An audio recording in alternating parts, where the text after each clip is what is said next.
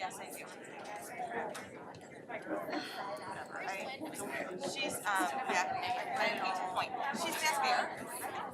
I don't even see them. It's rude to point. She wanted to know where somebody was, so I pointed, and I was like, wait, I'm not like this. I know, I was like, where's Kim? No, she actually said, where's Linda? And I'm like, oh, she's there, but I pointed. What is it about? I assumed it was about. So, and so he knew about Yeah, that. yeah, yeah. And he was going to be late no matter what. But now maybe Kim convinced him, maybe we can get through more before she has. That was a plan.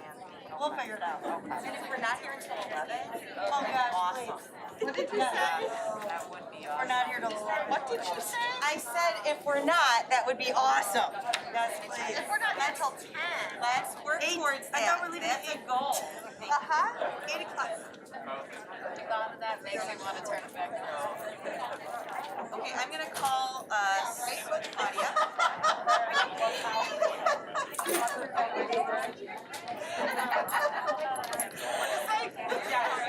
That's her whole meeting via phone.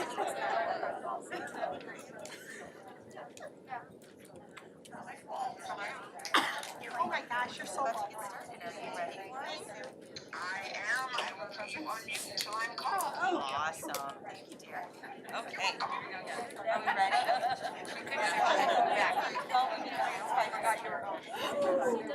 Look at us. Nice. Are we ready? Shall we? That's actually late. It's 5:30. We should put it up because I know. Here we go. Oh, are we supposed to wear them now? No. Official? Where else do you want me to put it? You know, it's fun. When I was trying to get in the door, I was looking for my badge for my Yeah. job. I was like, wait, oh no, I don't have it. This I'm won't like, be wait, I don't doing need any it. doors. Sorry. Okay. That's why, yes, exactly. Are we ready? Yeah, it is, Hey. 5:32. Great. Good evening. We are bringing our Board of Education meeting, our general meeting this evening to order. It is 5:32, thank you very much, on this Wednesday, November 17th. If we could start with a roll call, please. Colleen Klimzak, Present. Claudia Parker. Present. Thank you for joining us via phone. Yes, thank you. Let me just write that. Kimberly Leonard, yes. Judy Rayson, Yes. Rachel Merrickwin. Yes. Michael Miller, he will be joining us later, so he is absent. And Denise Jones, Yes. all the way over there by yourself. I know, I Oh, said she could Denise. move over if she wanted. She looks so lonely over there on the end. Thank Okay, you. everyone's accounted for. Great. If we could please stand for the Pledge of Allegiance. To the flag of the United States of America and to the republic for which it stands, one nation, under God, indivisible, with liberty and justice for all. I love hearing the adult voices say the Pledge of Allegiance, but it always warms my heart when I hear small voices, young voices saying the Pledge of Allegiance too. So thank you all for being here this evening. If we could take a moment to glance at the agenda and make sure that we are good with what we have in front of us, and then if I could have somebody make a first motion to approve the agenda as presented. First. Thank you. And a second? I'll second. Great, thank you. And a roll call, please? Denise Jones, Yes. Rachel Merrickwin, Yes. Judy Rayson, Yes. Claudia Parker, Yes. Kim Leonard, yes. Colleen Klimzak. Yes. Motion is passed. Thank you very much. I will turn it over. Great, I thank you can't so wait much. for what we're gonna hear about this evening, so please, thank you. So my first agenda item for this evening is directly related to listening tours. So if you'd like to go to the next slide.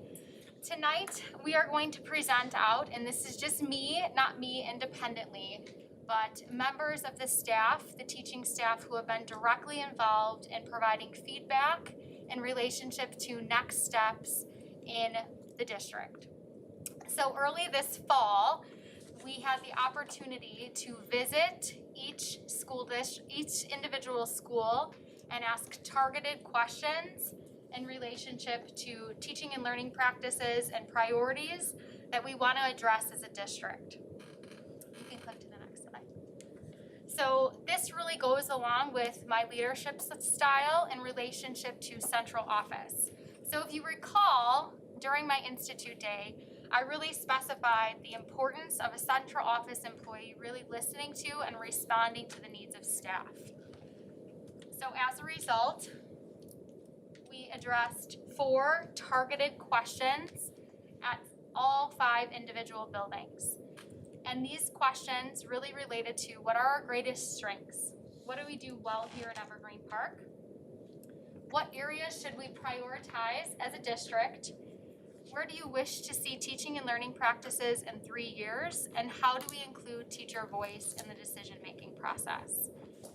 So tonight, I actually have teacher representation who are going to present and share out trends that have been conveyed district-wide. So the very first question that I asked was, what is your greatest strength as a building or district? And there are so many things here in Evergreen Park that we do well. The first thing that we do exceptionally well is create relationships with children. So I wanted to invite Mary to come up and speak to that for us.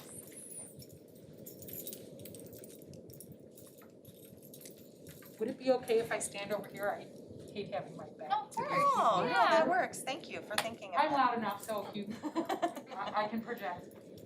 First and foremost, we want to start with the heart of District 124. And it really is our teachers. When we say to our parents how much we love your children, that comes from our heart. I am an Evergreen Park resident, and I'm very proud of that. My children were raised here, my children attended 124, went through the high school. They gave them a phenomenal foundation for their careers and their lives. And I'm very proud to be a staff member of District 124. This is my community, and I want to be part of it, and I want to keep it strong. We value our relationships with our children. First and foremost, a child cannot learn if they do not feel loved. It breaks down the environment from the get-go. All of my colleagues, I know they give 100%, 110%, 120% day in and day out for your children. We have relationships with our students. That is our highest priority. If they're having a bad day, we're having a bad day. We feel that. And we go above and beyond. We try our hardest to do what we can to make things better for them. As a result, our children do feel loved, and we're helping them no matter what they need, which takes us to the next. We value their social and emotional well-being. We not only support them academically, but we also support their social emotional needs. If a child comes to school hungry, we give them food, we buy them food. If a child comes to school day in and day out without a winter coat on or a pair of gloves, teachers are going out and buying them for them. We're providing those basic needs for them. We're buying boots. We're giving clothes. We're giving hand-me-down clothes to them. You know, say our own children outgrow clothes and we see a family in need. Teachers do this day in and day out. And we want to create a partnership between home and school. We're just one piece of the puzzle here. There are 3 key parts of this puzzle. It's home, the parents, the student, and the teachers. Without all 3 pieces fitting together, we're not going to achieve our goal. And that is to do what's best day in and day out for our children.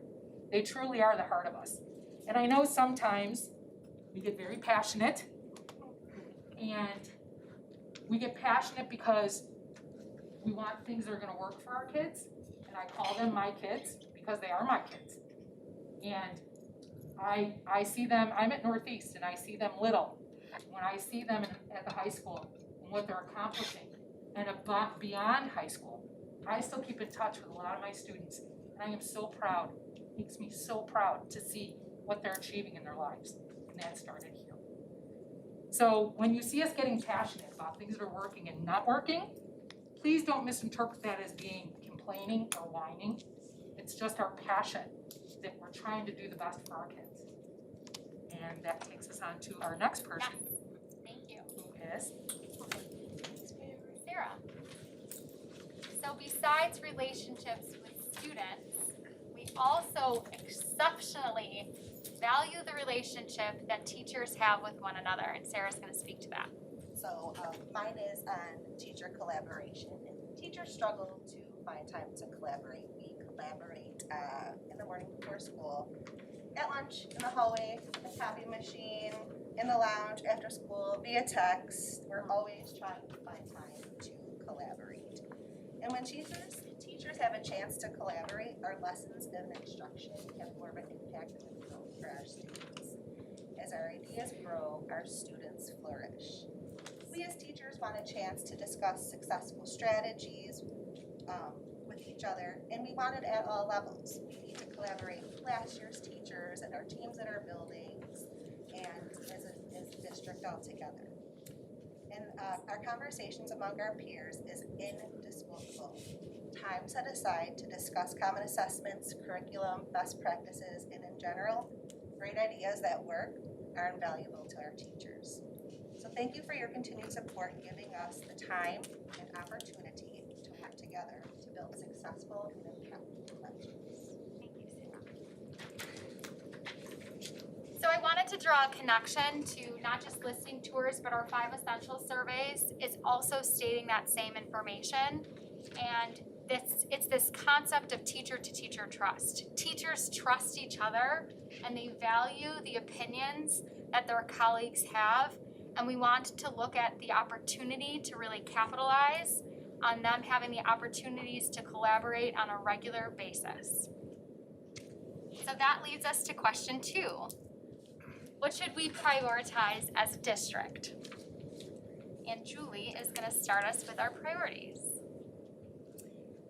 So first of all, I want to thank Dr. Woodland and Dr. Carlson for coming and listening to us, because even that right off the bat, prioritizes a lot of, what we are always looking for, which is that improvement.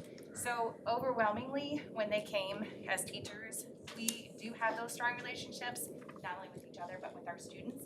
And we've got a lot of very talented teachers in the classrooms, and I know that's where we've gotten to where we are right now, because these are the important parts. But when Dr. Carlson and Dr. Woodland came to us, overwhelmingly, their first concern was the curriculum. And we want to make sure that our teachers are not working harder, but working smarter. And I know that when we're all working together with universal goals and commitments to where we're moving forward, we can make sure that we are moving together and addressing these and having this common knowledge to make sure that we're all going to end up in the same spot. So starting with Tier 1. Tier 1 is defined as the curriculum that all of our students in District 124 can expect to get. So specifically our math resources, we can start with that. So currently, we have different programs, and so when we are starting in kindergarten through 2nd grade, then 3rd through 5th grade, and then the middle school. So I think that cohesively we could work together to have one program where our kids are all working together and teachers are talking the same languages and the same routines and the same procedures, so that when we start and stop every year, it's like a relay team. We're just handing the baton off and we can just keep going and not have to stop and reteach to accommodate for a different program. ELA, we have a reading and a writing workshop base right now, which has some holes in it. So we've got some supplemental things that teachers know, because we are experts in our field and we know we've done this, at least I've done this a long time and the people I work with. So we know what needs to be done in order to get that child to the end. So we have to look for these things and gather these things, and doing what we're doing every day is already exhausting. So you're adding additional things, and then we have to kind of guess and test and make sure that we're doing the right way, and then bring our new friends with us along the way. So I feel like we can work together to make sure that there is a universal supplemental resources that teachers can go right to. And again, handing that baton off smoothly to the next person or to the student that needs it, instead of having to go back and look for these things. So with the scope and sequence and that consistency between grade levels, we can move forward in a direction together that we know is going to get us all to the same spot. Wonderful, thank you. Thanks.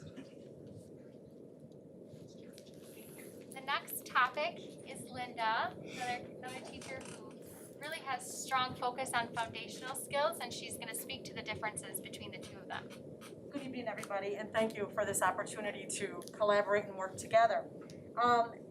Coming from a kindergarten teacher who was previously a pre-K teacher, in the district, our students come from a lot of different places. They may come from our EC pre-K program, they may come from a private preschool, a daycare, being at home with mom or dad who was fortunate enough to be able to stay home. It's a lot of different places. They come in with a lot of different abilities. They come in with a lot of different expectations. Not only our young students, but students who transfer into our district. They may come from a different district, a different state, possibly a different country, coming in with a lot of different foundational skills. For me and for the teachers that I collaborate with most, we know the most important aspect starts with their social emotional learning. We're fortunate in the district that we have things in place. We have a social emotional curriculum. We have PBIS, which is very clear with our behavior expectations, so that across the district, we can project these things to our students, teach them, and get everyone safe, comfortable, and ready to learn.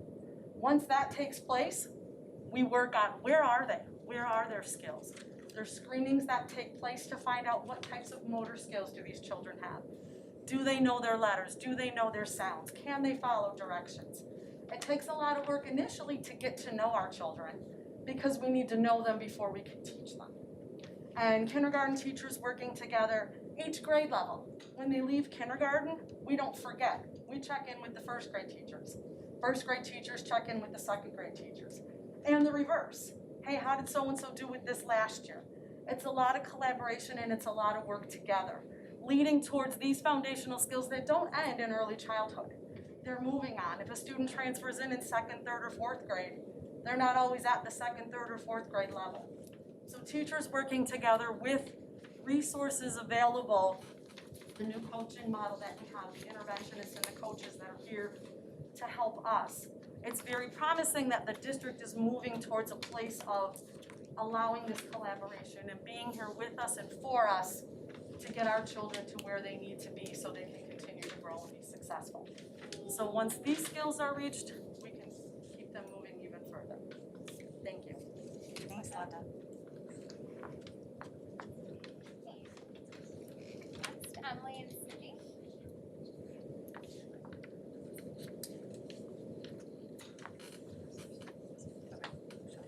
Hi, thank you for listening. I'm not a teacher, I'm a school psychologist in the district, so I work, I collaborate with teachers, support staff, parents, administrators, and we're here to talk about special education. I want to address our continuum of services. Our district has a continuum of services. In preschool, we have early childhood programs. We have structured learning programs for students who need much more individualized. Their language is very delayed. We have self-contained programs where students all have IEPs and cross-categorical classrooms where they get taught by a special education teacher almost all day long. Then we have resource support where students are in general education for much of the day and then they get pulled out for extra supports or some supports are pushed in for them. What we're finding is that we need to broaden our continuum. We have some students who don't fit into those molds that we have set up right now. Our students who are in our structured learning program who need very individualized programming, that ends at 5th grade right now. So when they go to the middle school, they have to go into one of our more general cross-categorical classrooms. Do we need to make more supports, individualized supports for them so their type of learning is met? We have, for our self-contained students, we have cross-categorical classrooms, which means you have students with intellectual disabilities, autism, specific learning disabilities, all in one classroom, but they may have very different needs within that classroom, but yet there's kind of one general curriculum that is being taught, one general program that is being taught, and we need to look at supports for those students who don't fit that general curriculum mold that we have. Then for our resource students right now, have the support, the staff in order to support reading and math.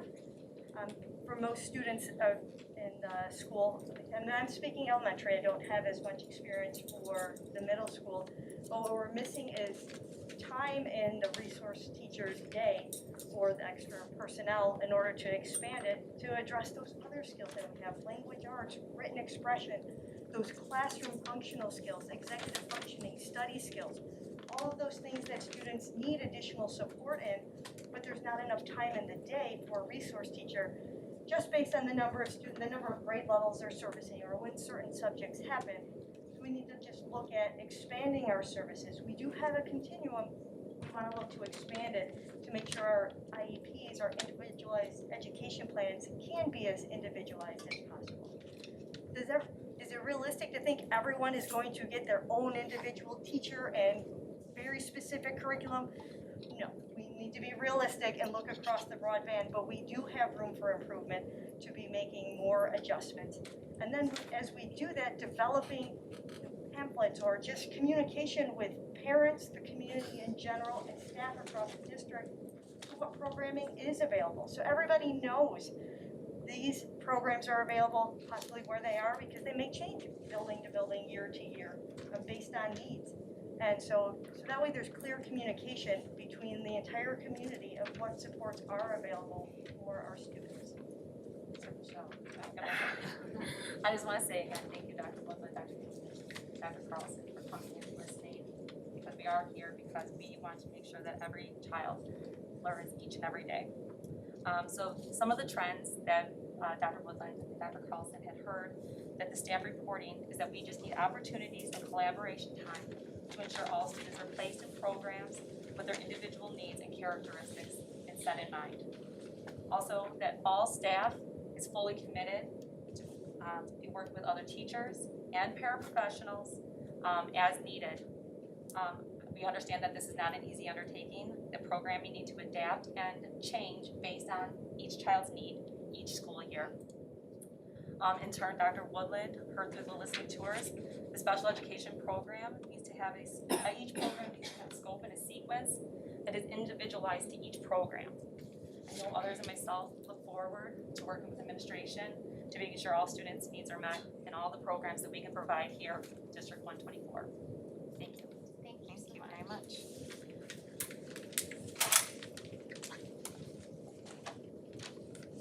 Next, we're going to talk a little bit more about collaboration. There's a thingy. Hello, everybody. So prioritizing collaboration, especially in these three ways, is extremely important to us as a staff. Vertical articulation means communicating from 3rd grade to 4th grade, 4th to 5th, etc. And grade level articulation, communicating all 3rd grade teachers across the district, all 4th grade teachers. This is extremely important to make sure that students can make smooth and strong transitions from grade to grade. So someone mentioned earlier, just passing the baton so we can continue that growth. Collaboration can help our teachers see a larger view of trends across their grade level and across the district, and it can give us the ability to view, assess, and correct gaps, and that may, some gaps we may have in equity between our buildings if we're all communicating. Communication can give us a precise outlook on the path that our students have been on and where they're going in the future. Speaking as a middle school teacher, I would love to collaborate more with our elementary building and also with our community high school. Communication at these critical junctures between 5th and 6th and 8th and 9th is extremely important so students are prepared to receive the instruction when they get to that next level in their academic career. In terms of committee work, we would like committee work that has specific goals and outcomes. Prioritizing a team that has members from every grade level and every school across the district. We can come together to have specific goals and outcomes and ensure that we produce successful, impactful, and lasting results. Thank you so much. So it's becoming more and more prevalent in current research that the most critical professional development that a teacher can have is to have the opportunity to sit around a table and collaborate with another teacher around the standards that they're teaching and what they're addressing related to the content that they teach every single day.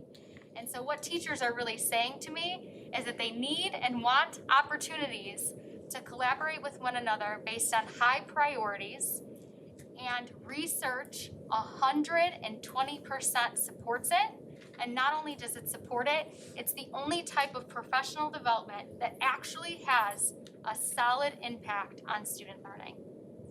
It's huge. Okay, next question.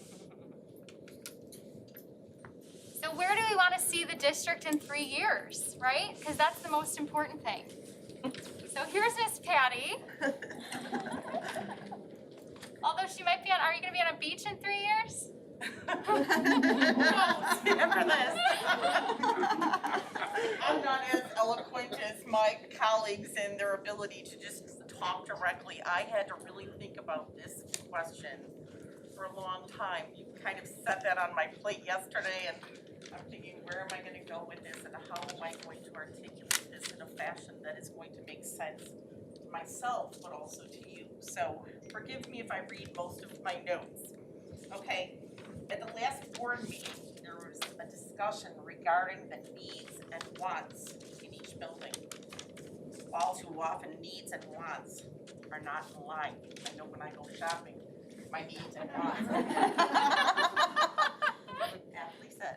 But I think this line of discussion can be continued here as it pertains to where we want to see the district in the next 3 years.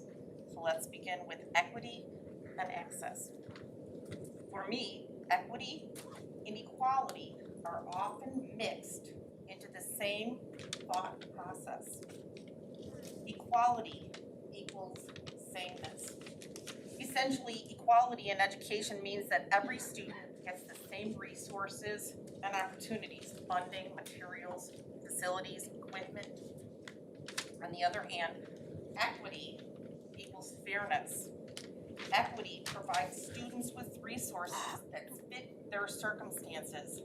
Equity means that every student gets the kind of opportunities and resources they need depending on their specific situation.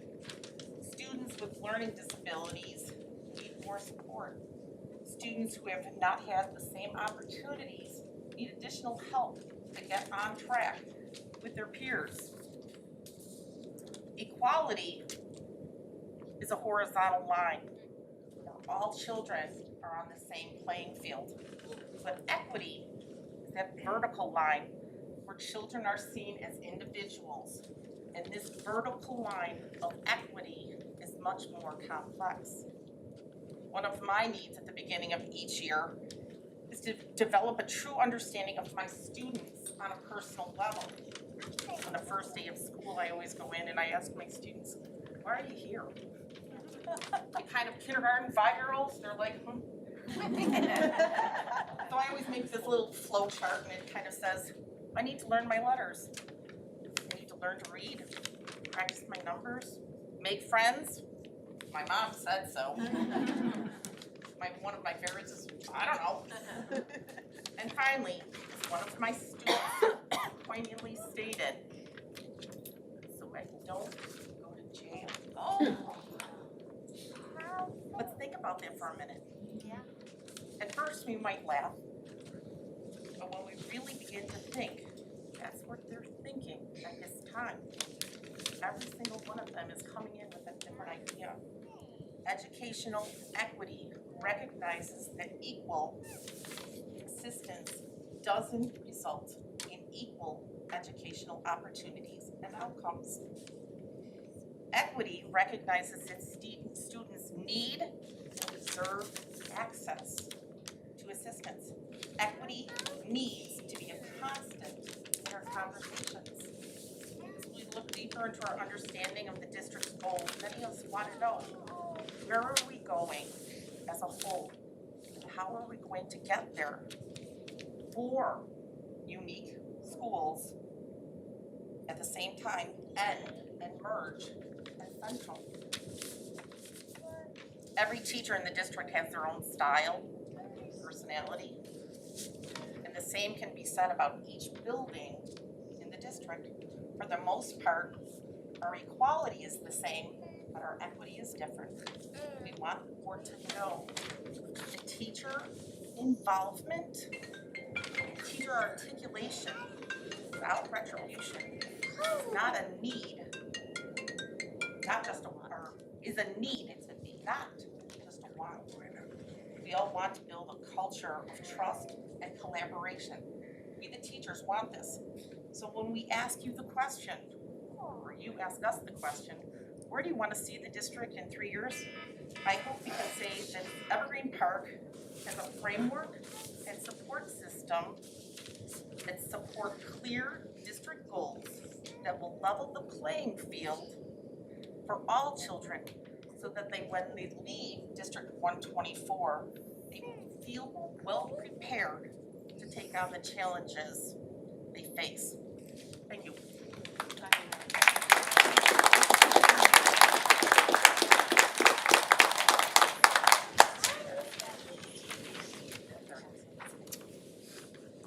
I am so glad I asked teachers to help me with this. This is so great. So that leads me to question 4. Because prior to coming on board, I knew something extremely, extremely important. And question 4 is really related to how do we include teacher voice in the decision-making process. So next, I'm gonna lead it over to Julie and Alina. Back to my Central Middle School fan. Hi, everyone. So for teacher voice, one of the things that came up over and over again, and you've heard it here tonight too, is that we want to be heard. We want to be able to collaborate with each other, with the board, and with our admin team. We want to be a part of the process. We know what we need in our classrooms. We have valuable insight that we'd like to be able to share. We'd just like to be a part of the conversation. We also would like our board to know that they're always welcome to come and see what's going on in our schools and in our classrooms. We want you to see what our day looks like. It's actually really exciting. Fun, yeah, of course. So just to be part of the process and communicate. And we have to say also that doing this listening tour was the perfect start for that. It really made everybody very hopeful and excited to be involved in the conversation. So we thank Dr. Woodland and Dr. Krause for that. And then we're also going to talk about Central Middle School. And we know that there are some negative perceptions in the community about Central Middle School. We want to get the good that happens at Central out there. As a teacher at Central and a parent of a student who has graduated from Central and one who is currently there, I can promise you there are a lot of great things happening. We really want to be able to partner with our community. In some ways that we already do that I don't think people really know about is that our NJHS partners with the local retirement center and with the library. Our Harvest and Garden Club collaborates with the food pantry. And our student leadership has partnered with Almost Home and other various local charities. Our students do really great things. They really want to do great things. And we need to strengthen those partnerships and get that out in the community. We've all had a tough couple of years, and I feel hopeful about how we're building back stronger. And I feel that way, and we've had a good start of the year so far. It's so important that we model the right mindset for our middle schools at this crucial age, because we want them to have that true Panther pride. Just like we do as teachers, and all the awesome things that we're doing and how happy we are to, I'm also a community member, how happy I am to be from Evergreen, to be a D124 employee. I'm proud. So I want our students to be proud that they're CMS students and proud to be #BeEvergreen. We want to build that trend. Nicely done. Very good.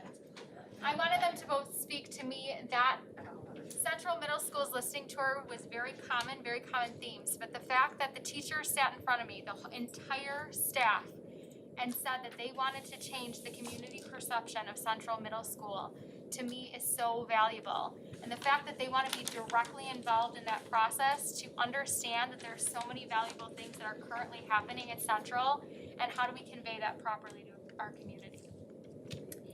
So the next step is really to think about, it's this process of listening. So now we've listened, right? And oftentimes we listen to respond instead of listening to truly understand where we need to go next as a district and an organization. So now what? That's the question. Everything we do in a school system should be a process and a system. And everything we do in a school system should be related around our core beliefs, the commitments that we collectively make as an organization, and everything that we do should have a system that's revolving around that concept.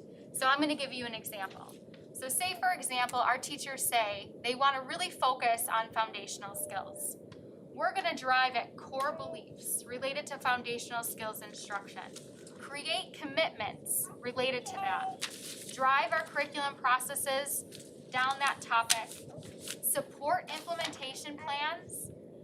Provide professional development related on that topic. And implement with fidelity each and every step along the way. And most importantly, create ongoing systems of communication where teachers are involved in the process, have the opportunity to collaborate around kids and what's best for them in terms of teaching and learning practices. I wanted to next speak to an observation in terms of implementation. So implementation actually has a science, and there's a science around implementing processes and systems in a school district with fidelity. And in terms of implementation right now, we're kind of in the let it happen phase. When we do something, it creates an environment of, on the teacher's part, some frustration. And it's because we haven't properly thought through implementation along the way, and then also brought teachers back to the table to say, okay, we originally decided we're gonna go left, but how is that working? And we might have to veer to the right. And that's okay as long as they're included in the process each and every time, and that we properly communicate to all stakeholders along the way as well. Some initial next steps is to really create a district implementation team. That district implementation team will really focus on district implementation processes. We have some really unique opportunities in the near future, which include January 3rd Institute Day and January 14th to convene the district implementation team. However, we'll go a little bit in a reverse system because remember, we value the voice of a teacher. So January 3rd, we'll take more feedback from teachers in relationship to the priorities that they originally established, and then from there, take that feedback to the implementation team to determine specific next steps. It's a cycle of, again, ongoing communication, systems, and processes. So the district implementation team could potentially then have subcommittees that review curriculum committees and special education committees. But then along the way, we receive feedback from all staff and we have ongoing communication to support in the process. The last thing that we did in the listening tours was provide an opportunity for staff to submit a Google form. And the Google form was a lot of the same information that you already heard. But there was one really telling factor. And a question that we asked was in relationship to what are you most afraid of? And oftentimes, we're most afraid of change, right? But here's what I can tell you. Our staff is most afraid of. They're most afraid that we won't change anything. And here's the reason why, I believe, and I'll speak to the reason why. They want to be the best. And here's what I want for Evergreen Park each and every day. I want the best for Evergreen Park each and every day. And I also want to include teachers in the process, and the critical component to that is making sure that they're provided the opportunity to do so on a regular and ongoing basis. So I just have to show the teachers that came tonight were the voice of all teachers. I took the information, I created all the trends, and they just spoke to what the teachers are currently stating. And what's the most powerful thing to me is the group of individuals that showed up here today, they didn't have to show up, but they did.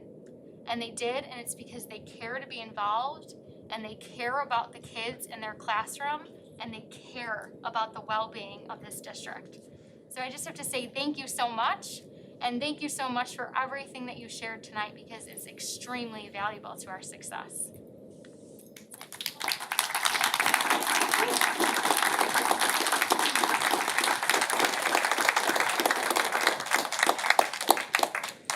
Didn't know, but Claudia sang bravo from home. So I am so overwhelmed by the passion and purity and concern of our teachers who did present tonight. And I appreciate that you are speaking for the rest of your fellow teachers as well. And I appreciate the time that's gone into it. And I just got to visit Central last week. I got to finish 4 out of the 5. We didn't visit Carrie Berry's building, but you know. We'll get back there, I promise. So I just thank you all for your work and for your words this evening. Very powerful, and we are, so thank you so much. Any questions? No, this was amazing. There was some great insight, and we appreciate you and all the teachers sharing everything that they brought. There will be many questions as I'm we sure. go along. I'm sure, And that absolutely. there should be, right, from everybody. So thank you so much. Okay, great. All right, we are going to move on to the District 124 Foundation Report. I told Miss Linda I bumped her, so she's patiently waiting. Not personal, I'm sure. Guess this is where we're standing, correct? It's a pack. I don't have it memorized, so. Good evening, Board of Education, Dr. Woodland. I am Linda Panico, President of the District 124 Foundation Board. I can't read. A couple things. Our food pantry donations are going great. We are currently collecting at Central Middle School right now until the end of the month. Just a reminder, we accept everything at the district office as well. Breakfast with the Grinch is so exciting. Everybody has a few more days to turn in their forms to go to the breakfast. A reminder, all teachers, admin, you could get in free with your family. Just turn in the form so we know you want to come to the breakfast. We are not taking walk-ins because of COVID restrictions. We are looking for volunteers still for the breakfast, so please reach out to sign up and help us out. This is the first year we decided to have a student create our shirt. And we had over 40 pictures turned in for the contest. And it was really hard to choose a winner. So these are some of the entries that were submitted. Those are really good Grinches. So basically you had to put our theme, be present, be proud, be evergreen, and mention the foundation. So these are a bunch of the designs. We have some really talented kids. So many talented kids. We actually passed off the voting to the district office. And it was really hard to pick. What's that? It was really hard to pick. Yes. And it was a couple days late because nobody could pick. Yeah. That's all right. But we have some winners. We are first going to announce a race runner-up, and I believe Mariah, she is here tonight, and this is her picture.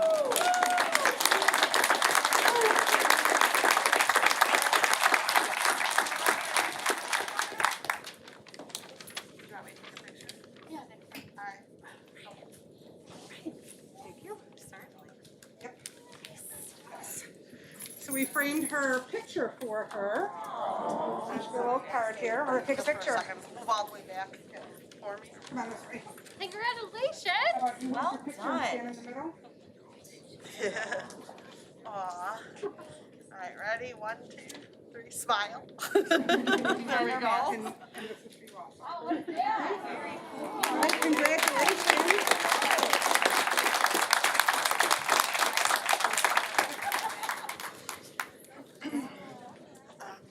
And so the moment everybody is waiting for, we still couldn't pick. So we have a tie for first place. We are gonna go with a front and a back side of the t-shirt. Ava Chandler, a 7th grader, and Keegan.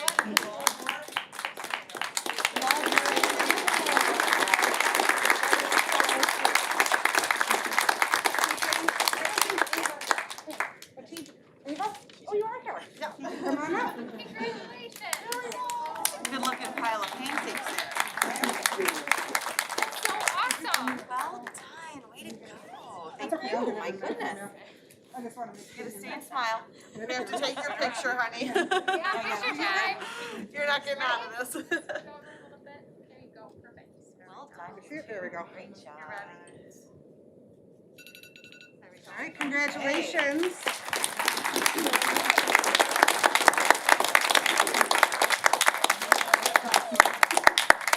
These are so amazing. Oh my gosh. I could never draw any of So that. my t-shirt has got both those So pictures the on it. t-shirt will have both both Nice. designs. Okay. I do not know the color of the t-shirt, but we will get them, and the families will get a shirt as well. We'll get them out before the breakfast. So, congratulations. Well done, thank you. Lastly, in September, as you all are aware, we celebrated Kindness Day in the district. Throughout the district, students participated in many activities showing acts of kindness to each other. CMS left post notes on every single locker. Many of the grammar schools went outside and wrote chalk notes about being kind. We have some pictures to share first of our Kindness Day throughout the district. There's a, yeah. Oh, that's great. Look at that. Oh. What a beautiful day. So it was a great day. Day for it, my gosh. Yeah, fun time. So based on that fundraiser we had, we have raised $2,600 that is going to the Alan Reyes Landover family, who is going to donate to our D124 band program. So we have asked the family to come on up. We have a check, and our foundation is going to present a check to you.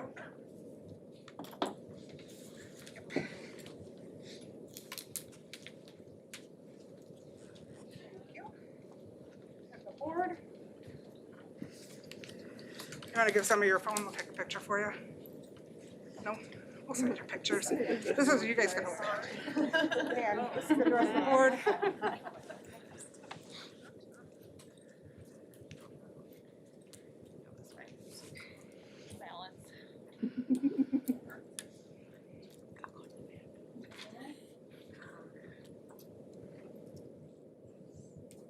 One, two, three, there we go. All right.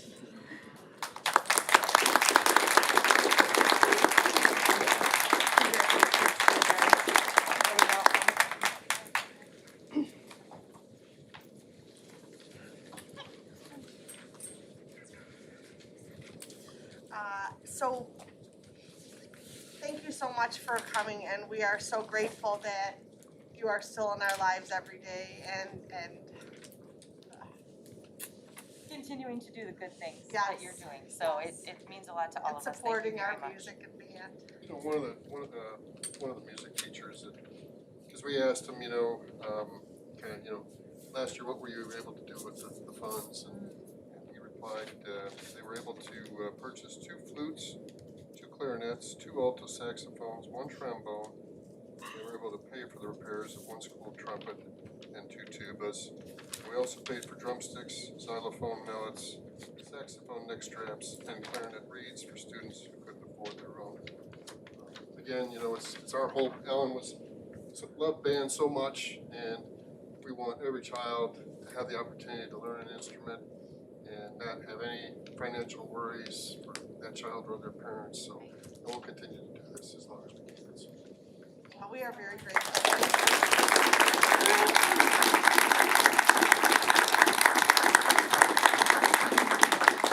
I am ending on that note. The families that came for this, if you guys want to. And any of the families that are leaving with the children, please, we have some cupcakes in the back for celebration of you. Please grab a good one on your way out and enjoy it for dinner. They are portable and ready to go, so they Please are feel made free to for grab a travel. cupcake at that back table. Someone just tell them to give. They don't want to stay for a longer meeting? I don't understand. No, I'm kidding.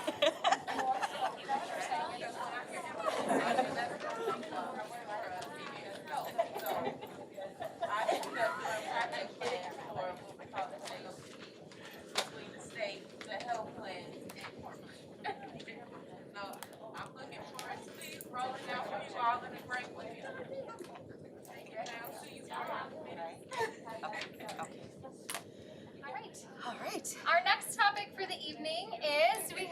fabulous teachers who are earning tenure. For those of you who do not know and understand what that is the opportunity for a teacher once they progress through their career to then have established the opportunity to stay with us hopefully longer term. And if you're not aware, a teacher shortage right now, it's a big thing in the state of Illinois. So when we find good employees, we want to keep good employees. So I want to take the time today to recognize those teachers who earned tenure status last spring. And I can see we have a couple in the audience. Raise your hand if you're in the audience with us.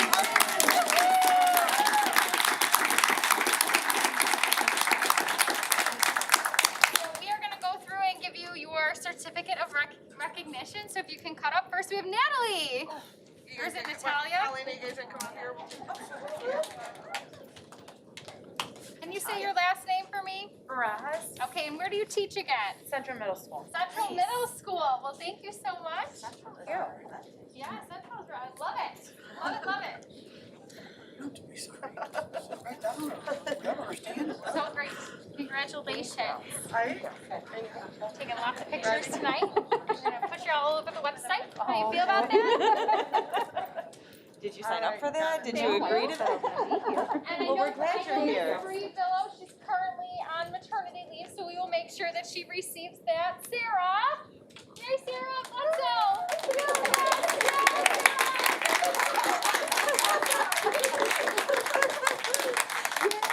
Sarah, I love the green. Love the green. Yes. We have the tall, elegant woman with these two shorter but still elegant people. So. All right, ready? 1, 2, 3. There we go.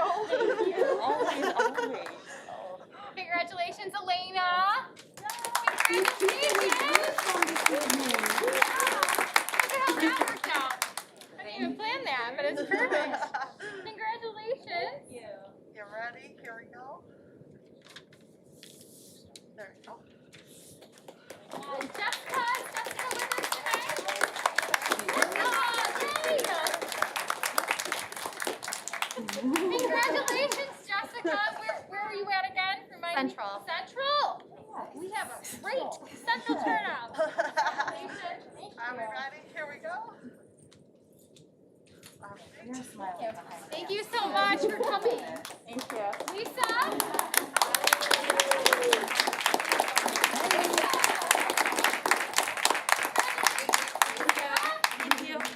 Thank you so much. Here we go. One big smile.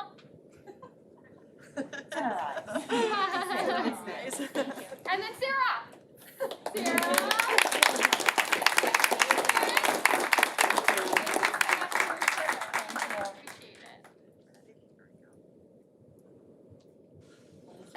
Thank you so much, and congratulations to all of you. I'm so glad you came out tonight. Thank you. And of course, you got cupcakes. Absolutely. A lot of celebrating. So, there are cupcakes. Stand out. There are cupcakes.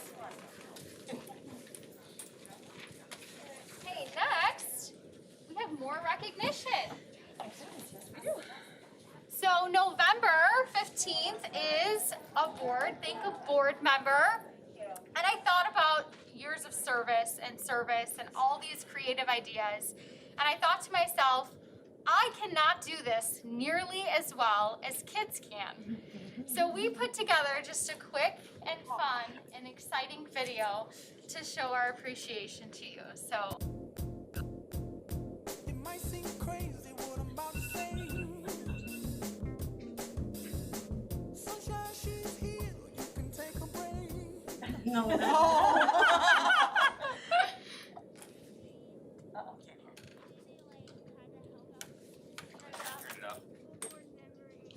Make sure somebody emails that to me, please. I love it. We have to turn it up real quick, And we're Claudia. gonna start it over. I can't hear his words. School board member? I will make sure you all receive it because it's actually really highly amusing. Oh my gosh. I love it. Okay, we need to hear this. Poor guy, he's like, gotta fix this volume. I know. We're putting you on the spot. Now I really wanna know. Yeah.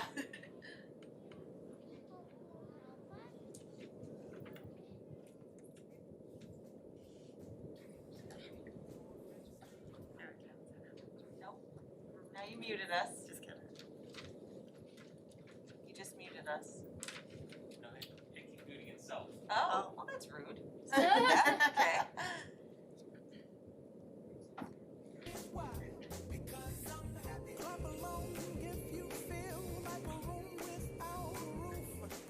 About the projector audio. That one? The projector audio? No, it's coming, it's from the PC. Okay. Oh, okay.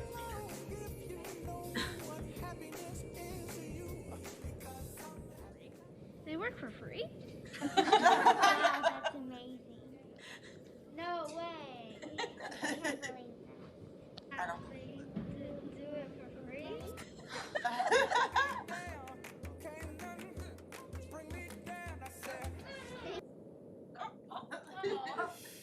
We wanna know what they wanna say to us.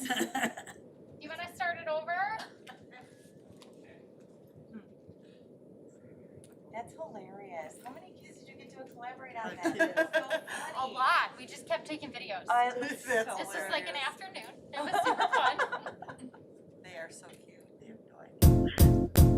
There we go. It might seem crazy what I'm about to say. Sunshine, she's here. You can take a break.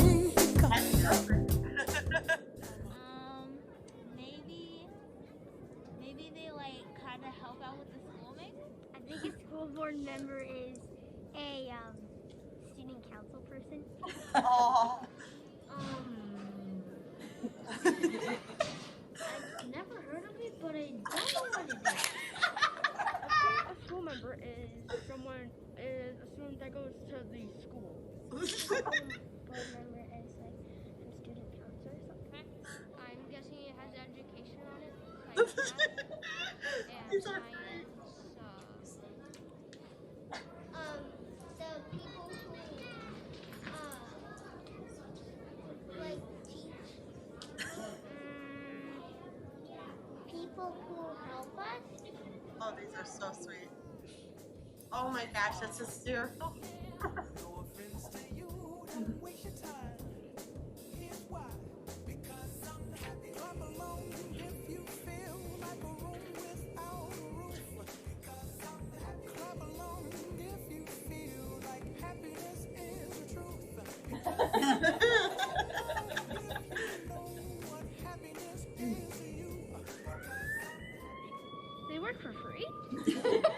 Wow, that's amazing.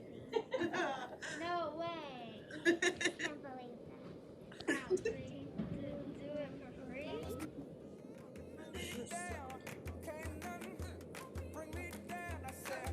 Thank you, Board of Education. Board of Education.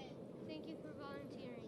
Thank you, Board of Education. Thank you, volunteering. Thank you for caring about me. I want to say thank you because without you, I couldn't come to this school. Thank you, Board of Education. Thank you, Board of Education. Members, you're the best people in the world. That is so sweet. Oh, that was.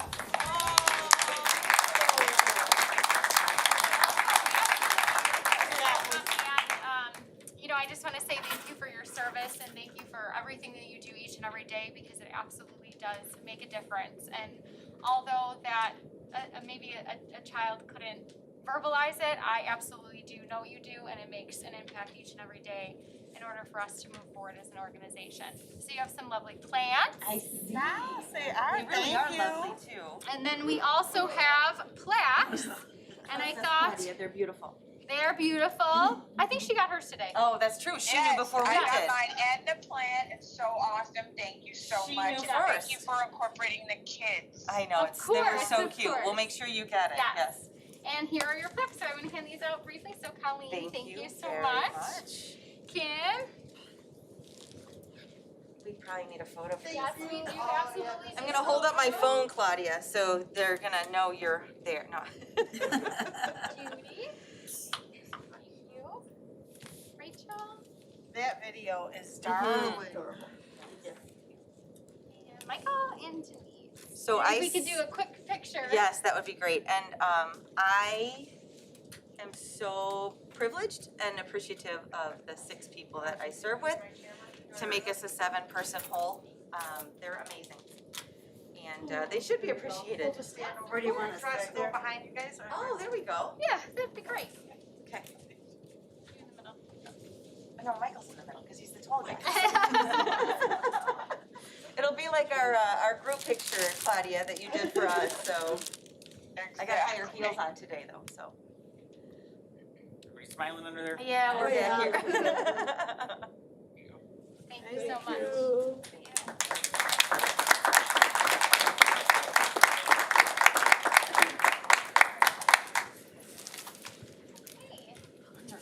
So our next topic is our South Cook Health and Life Safety Report. So Mr. Hennessy is going to be providing that report to you briefly.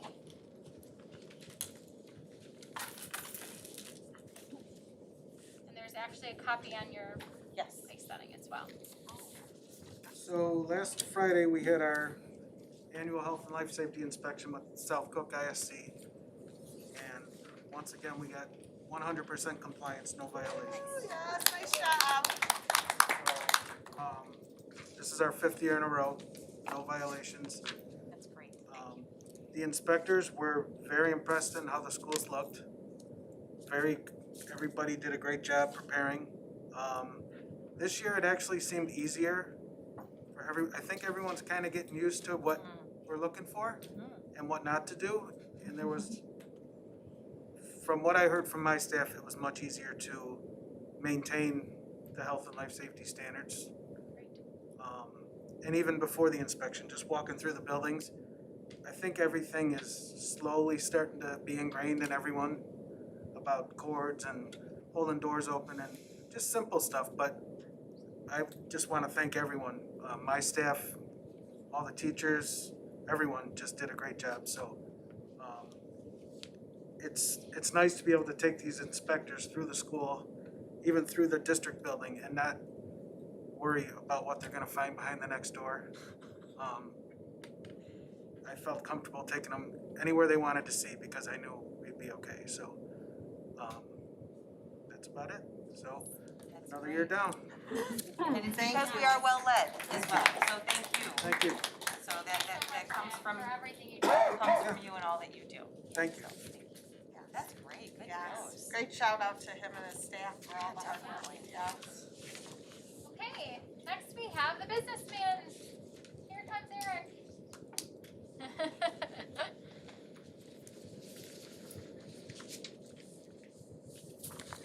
So this month, we received a lot of property tax revenues. We actually, the Ed Fund received $6 million in the last month in property tax alone. So the revenues received this fiscal year is up pretty drastically from the month prior. Here's the fund balance right now. You might notice that the fund balance is up again from last month, and that's due to the property tax payments. So last month we were a little above $7 million, and now we are a little bit above $12 million fund balance, which is pretty good. And then expenditures, the only difference is, ed and operations and maintenance mainly, and that's just salaries and benefits. Everything else has been remaining relatively the same. So we have the tentative levy presentation for this month, and then next month we'll do the actual levy presentation to get approved. This is Levy 101. Yeah, this is Levy 101, so just so you're aware, you don't actually vote on the levy tonight. You'll vote on it next month, and you'll also vote on the property tax grant next month. That gives you the opportunity in between November and December to ask any additional questions that you have relevant to these two topics. Okay? So I'm presenting to you guys tonight the projected tax levy. Numbers could change between this month and next month, just depending on what's going on.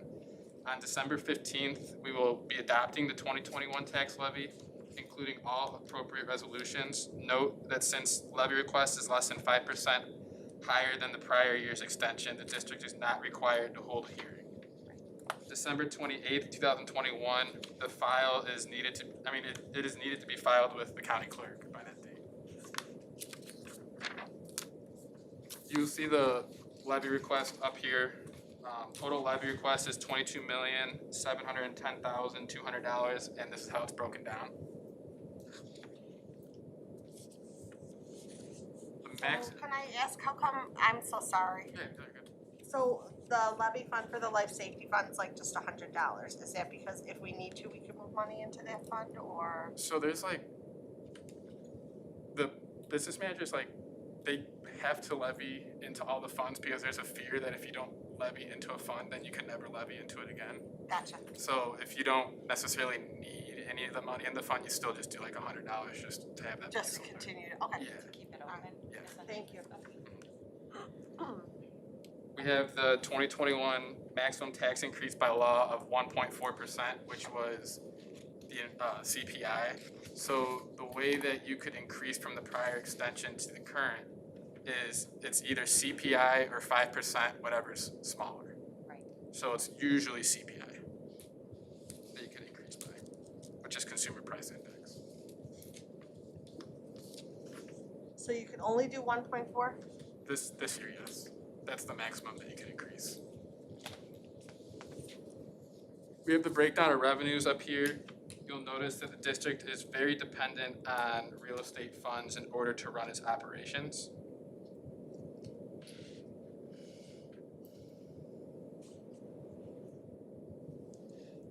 Estimated impact to district, excluding impact of property tax relief grant versus prior year.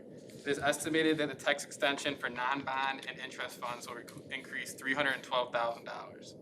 It is estimated that the tax extension for the bond fund will increase $271,000. Therefore, the total increase in real estate tax revenues is estimated to be approximately $583,000 to the district. What's this impact on taxpayers? The annual increase due to non-bond and interest tax levy is approximately $33 versus the previous tax year, assuming $200,000 market value home. The change in the bond and interest fund levy is approximately $30 versus the previous tax year. Therefore, the total annual increase is estimated to be approximately $63 versus the previous tax year. The state of Illinois implemented a $50 million statewide property tax relief grant program for this 2021 tax year. If Evergreen Park School District 124 applies for this grant, it will receive a perpetual increase in its evidence-based funding level of $1.331 million. In turn, it must reduce its tax levy by $1.631 million for each of the next 2 years. It is recommended that the district apply for the grant prior to the January 2022 deadline. The grant would provide tax relief to the community in excess of $175 per $200,000 market value homeowner in each of the next 2 years' tax extensions. Evergreen Park High School District 231 has received this grant in the past and is expected to apply again this year. This is the first year that our district is eligible to receive this grant. This is the second round that they. Yeah, because I know last time we applied, but we weren't eligible for it. It's a combination of your staffing and then the taxes that, so the high school got in, but we would have just been right on the cusp. The tax levy would impact us a total of $63 for every $200,000 of property tax value. Yes, so it would be $63. But now we've also got a way to compensate for that. Yes, that's the with that incentive. tax relief grant. Yeah, that's the incentive of the grant to help out the taxpayers along with the school district in the long run. So it's not they're taking away the money from us, they're more holding on to it. Alright, so if they will give us 1.6 million each year, Yes, so it will add on to the base and then that's our base moving forward. do we have to apply, so it says if we apply for the grant, we will receive a perpetual increase level of 1.3, that's how much we would give back to the taxpayers for 2 years? So essentially, yes, so essentially we would receive the extra 1.631 and then that 1.331 would go back to the taxpayers to make a difference of $300,000 for each of the next 2 years. Wow. But then after that, then we don't It's just the 1.631 It's like a 2-year grant type thing? Yes. Okay. So, Wow, The that would be next great. slide No, I think the next slide really explains it well with the graphic. I have to go, I'm sorry. Sorry, Eric. Mrs. Leonard has to step. I have to leave, I'm so She'll be back, sorry. but you'll be done by then, so. That high school schedules things on the same night as our board meetings, they're killing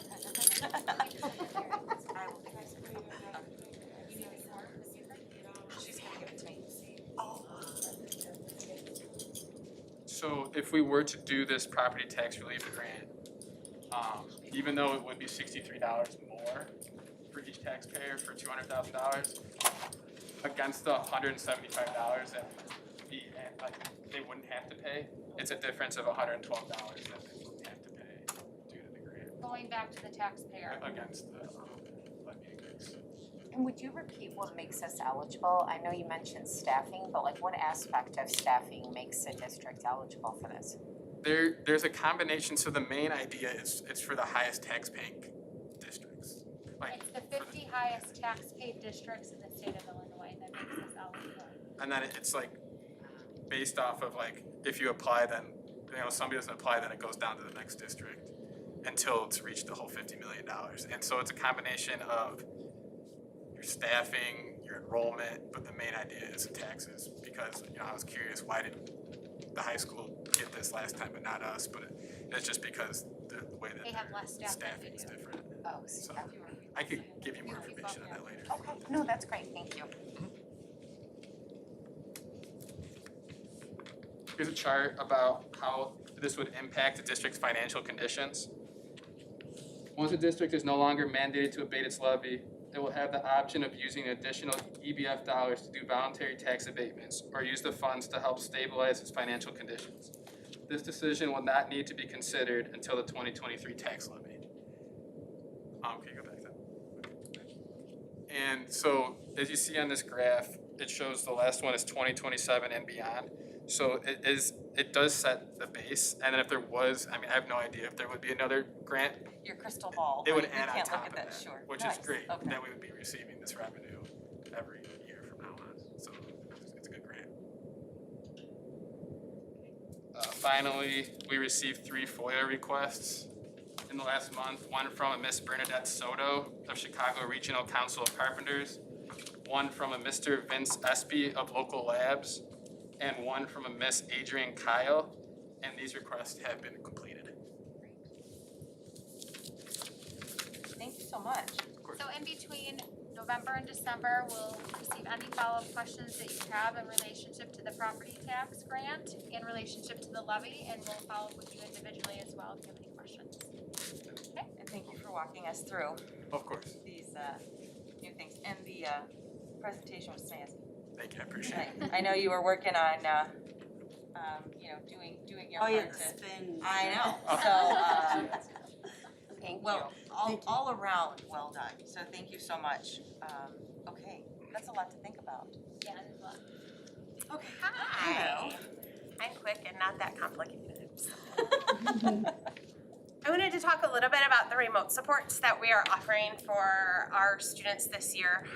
We have, as you know, we're not offering, we are valuing that in-person instruction. So districts are not required to offer the synchronous remote learning for all students anymore. So we are offering it for students who are excluded either due to being a close contact or having themselves tested positive. These two lovely ladies are Dolores Calloway on your left and Mrs. Loretta Clark on your right. And they have been manning remote supports for us since the beginning of the year and doing a splendid job. I can't say enough about them. So the goal of our remote learning is to keep students and families connected and supported as their students are learning at home. It's hard to be gone from school for that number of days, and we want to make sure that students still feel connected to what's going on in their classrooms, and we want to make sure that families are still feeling connected with the district. So Mrs. Clark and Mrs. Calloway meet with students once or twice a day, generally offering an ELA session and a math session. We've really said that we want to focus on reading and math when students are at home. We want that, especially in the elementary grades, to be the primary focus when they're home, not becoming overwhelmed, and really making sure to stay caught up in those. So today, they are serving 29 students together, and they are a wizard with scheduling and with grouping students by grade level and whatnot. They've done a great job with that. They have transitioned 82 students back to school so far this year that have gone through time with them. We did have a couple of classrooms on adaptive pause, but those students were served by their classroom teacher. These are more for if it's just pulling, a student out of a classroom. Parents have really spoken to me and emailed me about the work that they have done in communication with the families. They are making sure to email, making sure to call parents. They are great. Sometimes, you might have a student who's not getting on maybe at their scheduled time. They are very quick to email their parents and say, hey, we missed so-and-so this morning, we hope to see them tomorrow morning. Really making sure to communicate that at all times. And just the genuine compassion that they have for students. These families are often, it's difficult and it's hard, whether someone in the family has tested positive or if they're just home as a close contact, it's a challenge. And these ladies have done a wonderful job really showing compassion to the families and to the students and keeping them caught up. So we're thrilled with how it's going with them. So that's what I want to say. And I met with our co-union presidents today, and they were just absolutely thrilled that they're no longer simultaneously teaching. Yes. And they have also spoken to the fact that they are just so relieved from the classroom teacher level that it's currently a substitute who's doing that work in the event like one student is out on remote instruction for a small period of time. Yep. So, yes, it's positive feedback all around. Yes, thank you.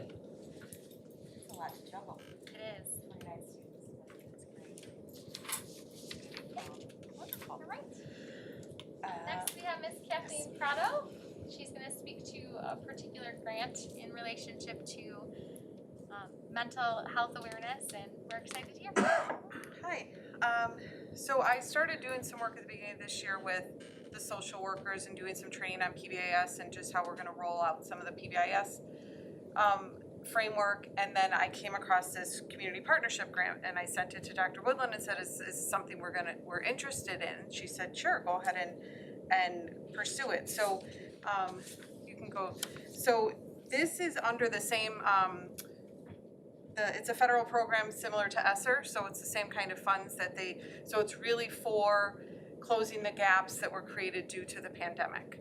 This one is specifically around mental health for our students and families and staff. So I'm not gonna read all that through, but it's to address the post-pandemic gaps for the unfinished teaching and learning, specifically to decrease the gaps with the students' social, emotional, behavior, and mental health needs. So when we look at a lot of what the teachers even said of kind of what they need and what they want, this grant really looks at bringing a lot of people together and the community resources, and I'll explain more about that, to really make sure that we're meeting the needs of all of the kids, not just the kids, but also the families and the staff.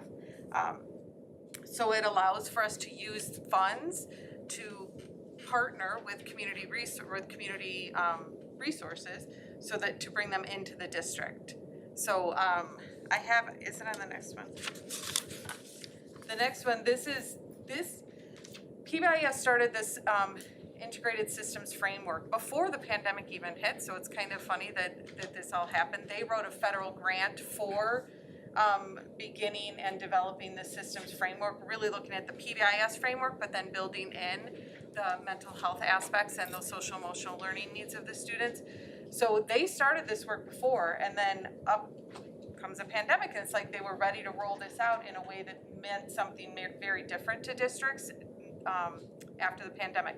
So this is a video that it is 4 minutes long, but I promise you it's well worth the 4 minutes to explain. We're good. Because this is really the basis of the grant, is understanding what the integrated systems framework is.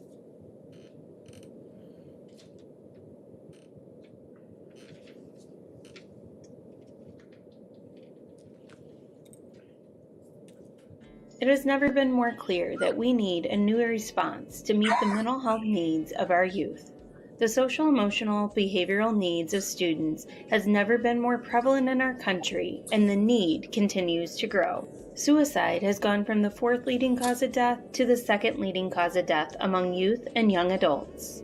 1 in 6 youth experience a mental health disorder, and only about 50% of those youth receive treatment.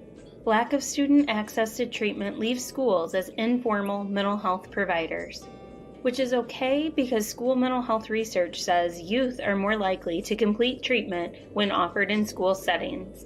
The increasing need of our youth and communities makes it time to break down silos of service delivery and focus on a whole population response. Schools have been using a prevention-focused, tiered logic known as PBIS to organize and allocate resources to support behavioral needs of students for decades. And school-based mental health has grown during this time period as well, while powerful and more effective to have supports within the schools. Often, school teams and community partners still work in isolation, not knowing the supports the others provide. The Interconnected Systems Framework draws on the strengths of both systems to create one single system of delivery, while also focusing on increasing the confidence and competence of all school staff to rigorously and continuously support the mental health of all youth. Before we provide enhancements to the current systems, we first need to celebrate the progress that has been made. Through the advancements of both school mental health and PBIS, we are at a tipping point where mental health and wellness for all students, staff, families, and communities is a top priority. There is awareness and even support and policy for increasing mental health clinicians within schools. SEL is being prioritized and taught like academics to all students by all staff. There is increasing awareness of childhood trauma and understanding of the impact on learning. While these are huge celebrations, there is still work to be done. Now we need to move our focus to designing our systems to integrate these successes in the most efficient and effective ways.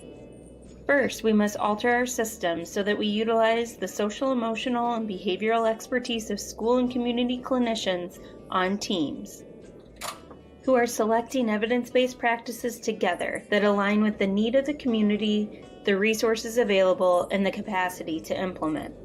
Then define one continuum of supports matched to the needs of their students, families, and staff, and use data to drive how students enter and exit interventions, helping move away from a traditional referral handoff approach. Integrated universal teams can focus on prevention by using data to expand and prioritize the social, emotional, behavioral competencies being taught to all youth, and align the skills within systems such as our school-wide matrices to create consistency. Then integrated teams create procedures and structures for routinely monitoring all practices that are put into place to ensure the end result impacts student outcomes. We also must invest in the time, space, and coaching for teachers to embed social, emotional, and behavioral teaching alongside academic content. Sustainable change comes from systems change, and the ISF provides the structure and processes to enable this change to occur.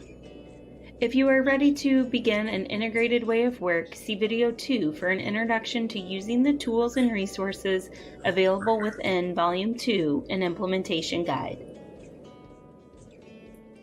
I won't show video 2, and that Katie Pullman with Midwest PBIS, it was noted there, she's been working with our social workers during the training that I've been attending with them, and it's been really nice to hear a lot about this work. But so then I started working with Tricia Schroed from Midwest PBIS, who's kind of one of our district consultants, and said, okay, how can we do this? And then she shared this work that they had done and said, well, we've already been a PBIS school district for a very long time, successful with PBIS, so how can we make all of this work together in this framework, hence then the grant. So now the grant will pay for all of this. So again, you know, PBIS has been here, but it's about building in the other frameworks so that we can make sure we're really using all of our resources to address the needs of the kids.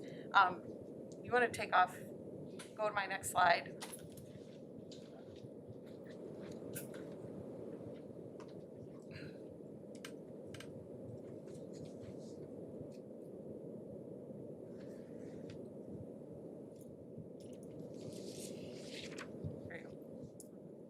Okay, so when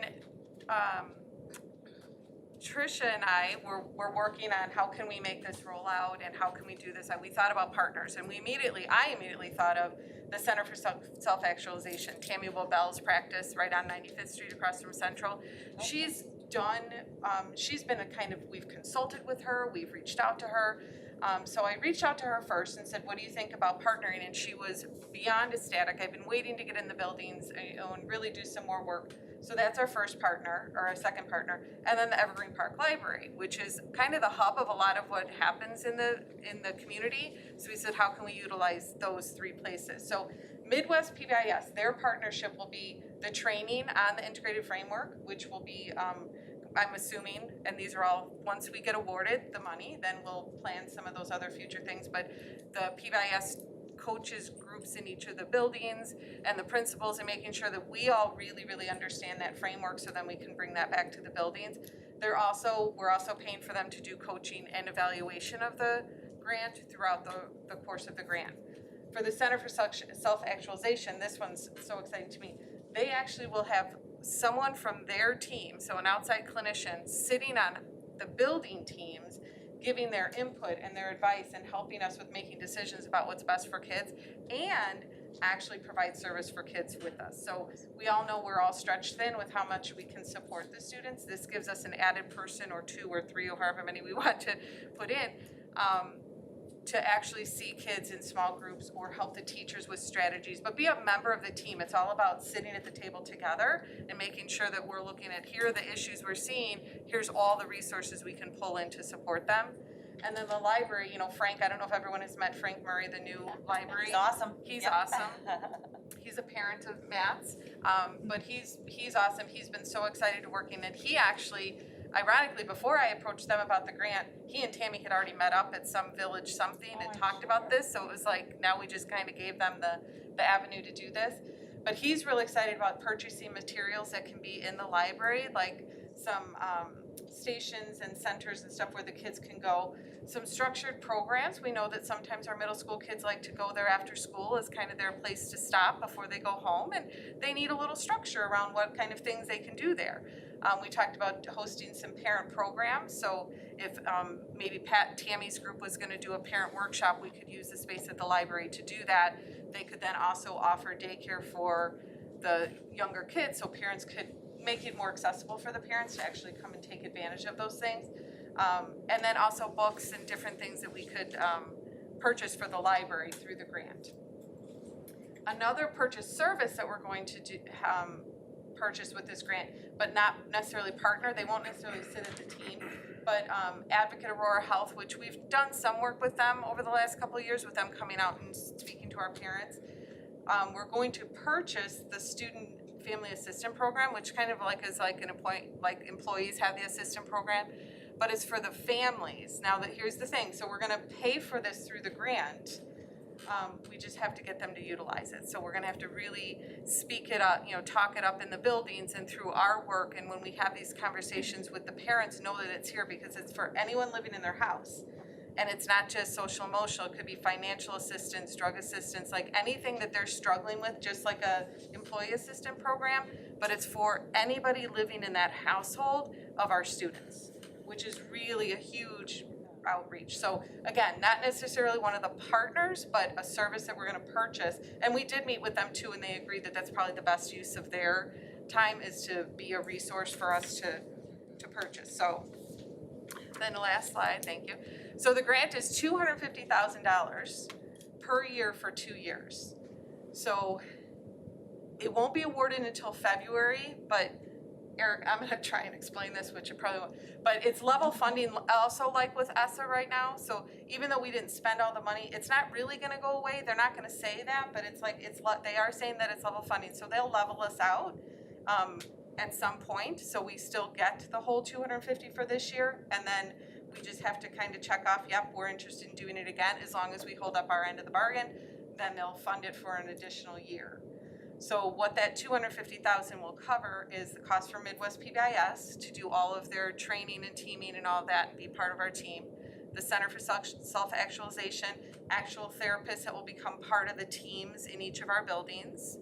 And then the Evergreen Park Library, a lot of the resources and stuff that they need. It'll pay for the advocate service, and then it'd also pay for some stipends for professional development and our summer school salaries, which are an extension of our school year, and we can have that as well. And they can address a lot of some of those social emotional learning gaps that we see throughout the summer. So services during the summer in addition to Yes. education during the summer. Yeah. That's great. Yeah. So we submitted on time on the 12th, then they extended it a week, so it's actually not due until the 19th, as I You was were there. saying, Jenna, you have to sign these, and then here we had another week. But anyway, we're submitted, we're just waiting, they're awarding in February, and we're gonna start doing some of the planning, feeling very confident that we will receive it, and then we can get started right away in February with it. That's great. It's definitely a need. What's that? I was gonna ask the question, what were some examples for you utilizing the community as a resource? Yeah. You answered it, thank you. Yeah. Tammy Bobel's children came up through Southwest and Central Middle School too, so they, and I think one of their daughters is at EP now, and I so, think they're all out now. The last one at the high school? graduated, from Central last year. So it's definitely a resource right here.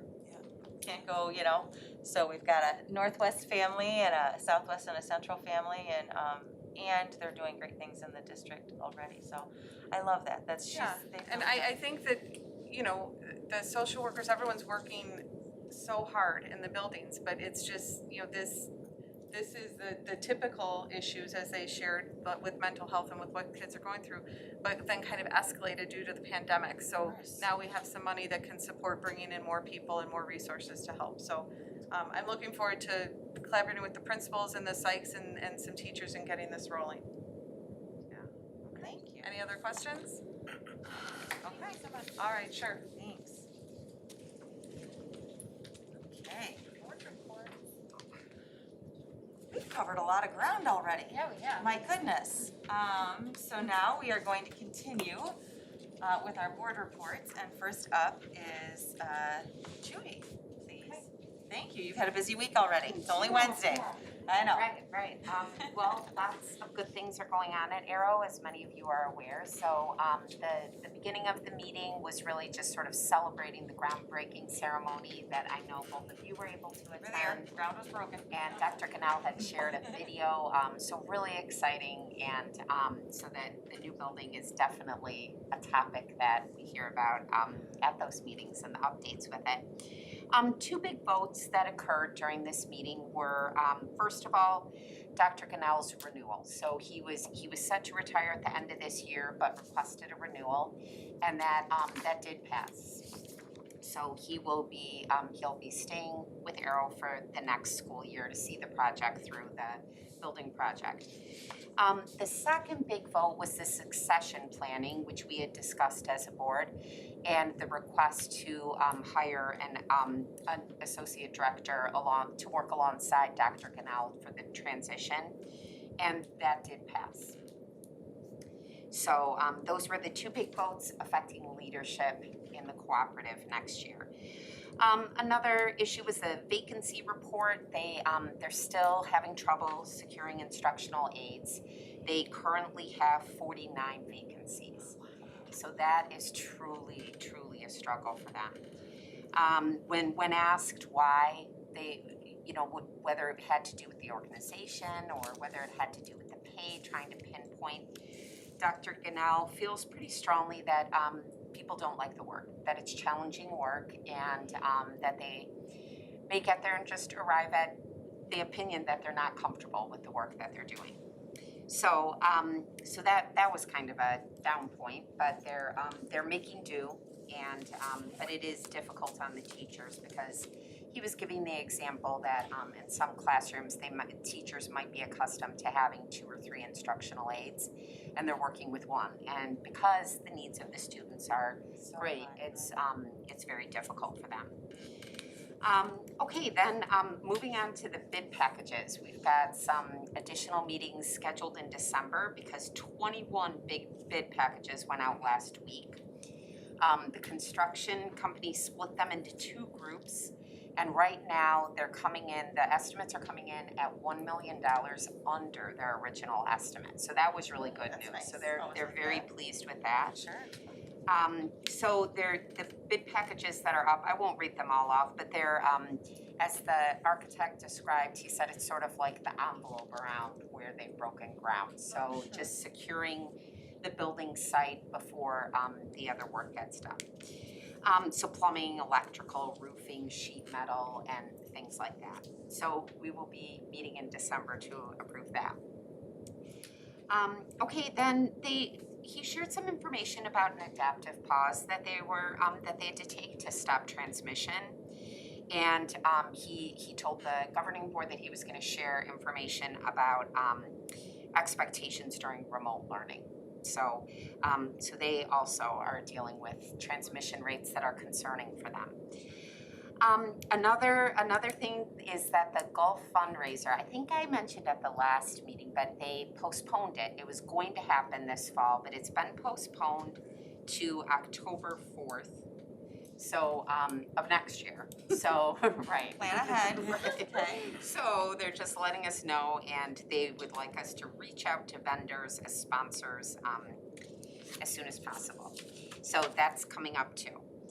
I think that covers the main points. That's the main points. There are other action items that aren't as relevant to us. So we just need to appreciate Judy because the first week that she was on the board, really, she said you didn't know what was coming. She said yes to helping us with the Arrow, being our representative to Arrow. And now I hear that it's supposed to be every other week, every other month. So I'm wincing inwardly when you're saying we're having a December meeting because I know that is not the original It's plan, okay. but we're meeting Mary's twice still a there. month. She's on the other side of the podium. Two She knows. December meetings. So truly, thank you. It's okay, yeah. Thank you. Thank you for saying that, but I will thank you and it's my pleasure. It'll be exciting to see what, it's good work. Yeah, for It's sure. such good work, Yeah. but you really have just, oh my gosh, you have had a busy 6 months since you just leapt in, jumped into the deep end with that. So thank you so much for jumping in. And we look forward to hearing more Yeah, at the next meeting. She just had a meeting 2 days ago. That's what she reported on, is 48 hours ago. So she just gave a report on that. So yeah, appreciate her. She's awesome. And You think I'm up next? we're gonna hear from her for policy as well. Everyone's probably tired of hearing it Never, from me at this point. never. Okay, so Dr. Woodland and I met for some policy review. There was a pretty lengthy packet that was provided. Yep, it was. So we got through it. But so for 5-year review, there were a number of policies. So we won't read them all off. It is included in the packet. But we are recommending first and second readings this month for the 5-year review items. And I'll just give a couple examples of some of the minor changes that Dr. Woodland and I talked about. So for instance, one of the policies talks about utilizing gender-neutral terms in board policy development. So that was recommended for adoption. Or another one is about providing migrant students with full opportunities to meet academic challenges, and it specifies parent involvement specifically. So we discussed how like family reading night programs would be in line with the literacy that they're suggesting that is offered through school districts. Another example would be access to networks expanded in the district to include like Wi-Fi hotspots, which was never really needed, you know, a few years back, not so much. So that was recommended for adoption as well. There were others, but those are just a few highlights. But the policy changes that we are doing the first reading for this evening, and we'll do the second reading for in December. The first one is 2.10, and it is in regards to school district governance. And it's recommended that we adopt accepting the use of audio and video in the event of an emergency. So that's something that's really kind of already been in place, but it's just formally adopting it so that we could use video in place of in-person participation to continue our meeting in the event of an emergency. So so that one is recommended for adoption.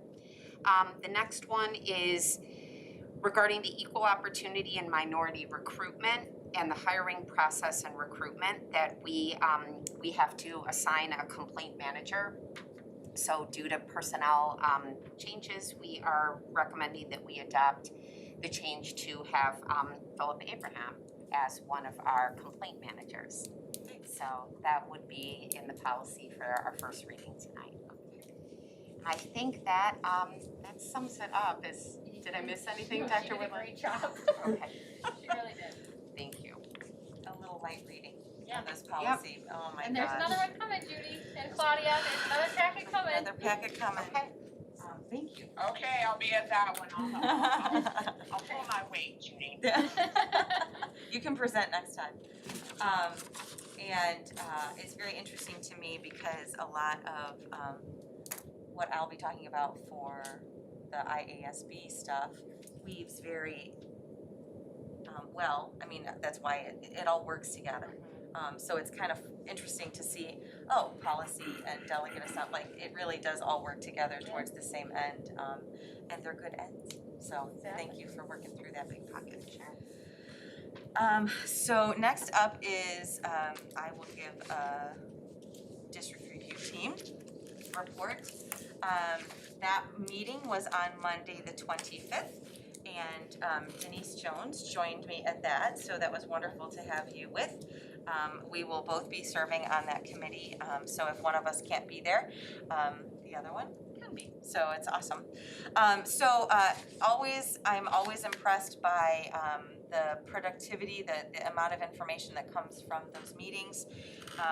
We get to hear all the goods and bads, mostly goods, all the good things going on in the buildings, marriages, proposals, children, grandchildren, like it's such a good, it's good news. And so I love hearing that.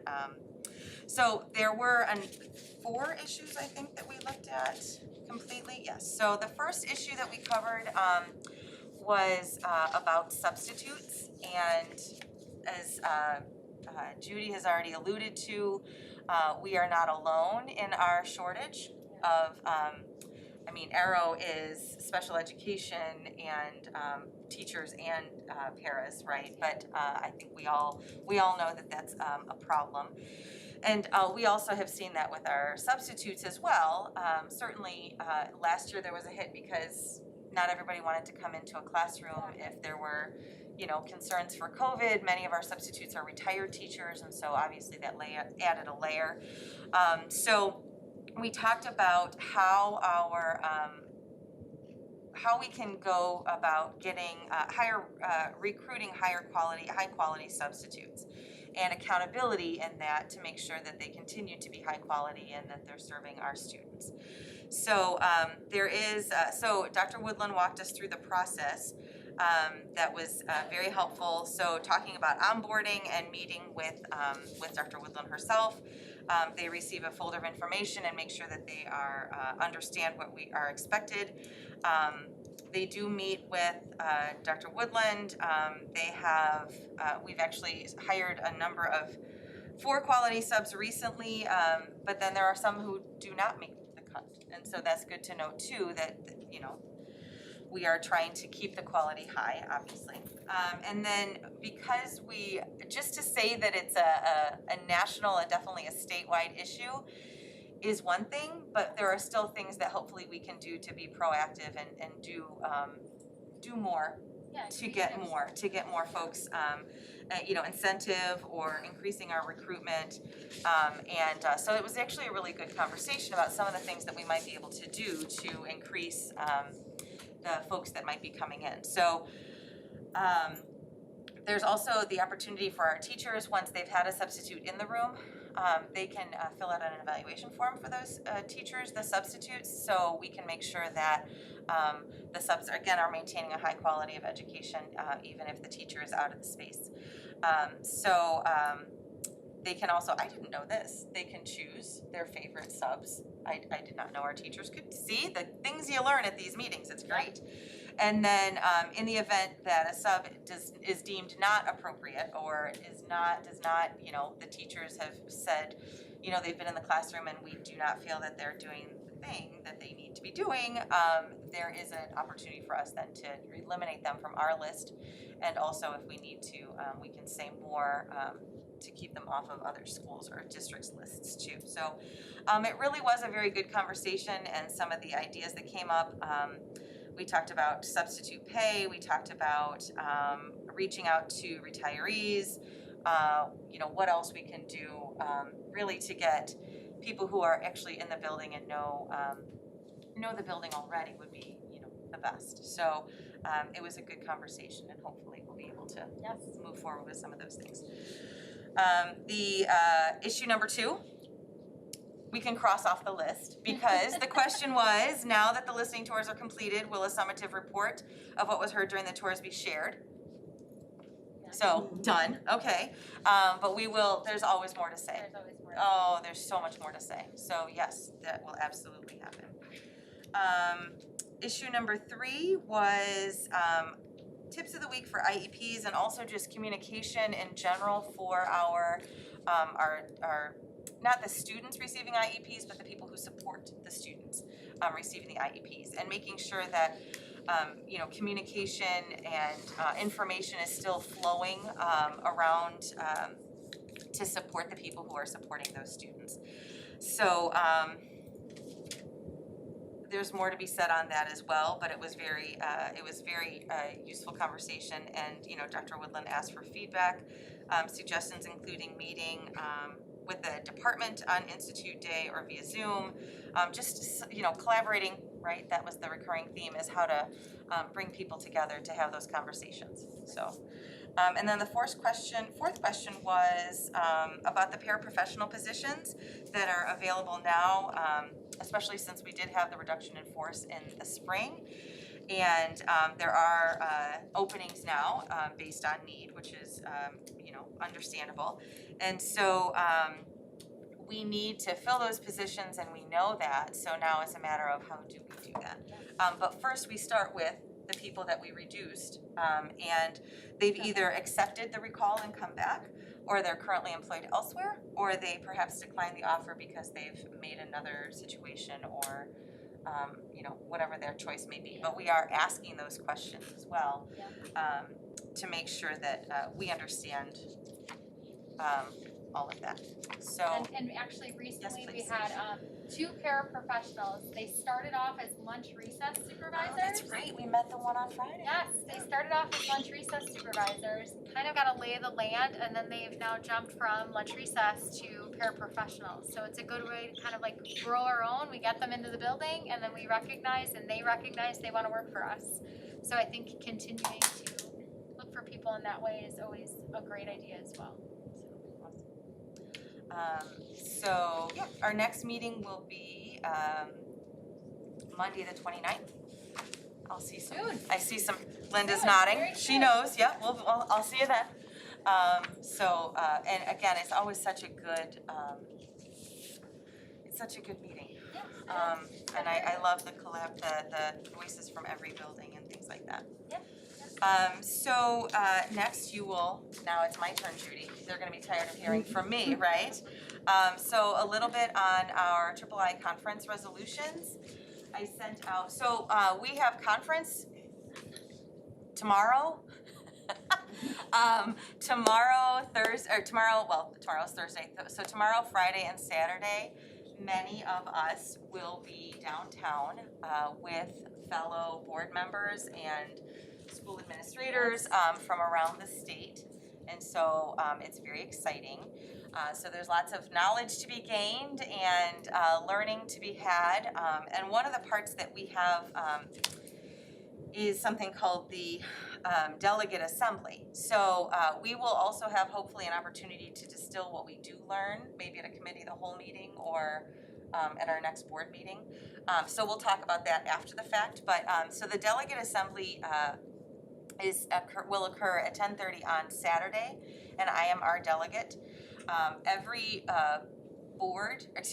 district in the state, there are over 850 districts in the state are invited to send a delegate. So I will be representing us. There's usually about 400 in a room, so we'll see how that works. But okay, that's all right, we can do that. So that will be Saturday morning, and we receive a report. And I am not going through, you'll be happy to hear, all 16 of the, I saw that, you winced, I saw that. I'm not gonna do all 16, I promise. What's that? I smiled. Yeah, okay, or winced, it could be both. So, how it works is we have 16 of these resolutions, and the delegate committee sends us the information and also says if they want to approve or not approve, right? So every school district could submit a resolution, and 16 of them did.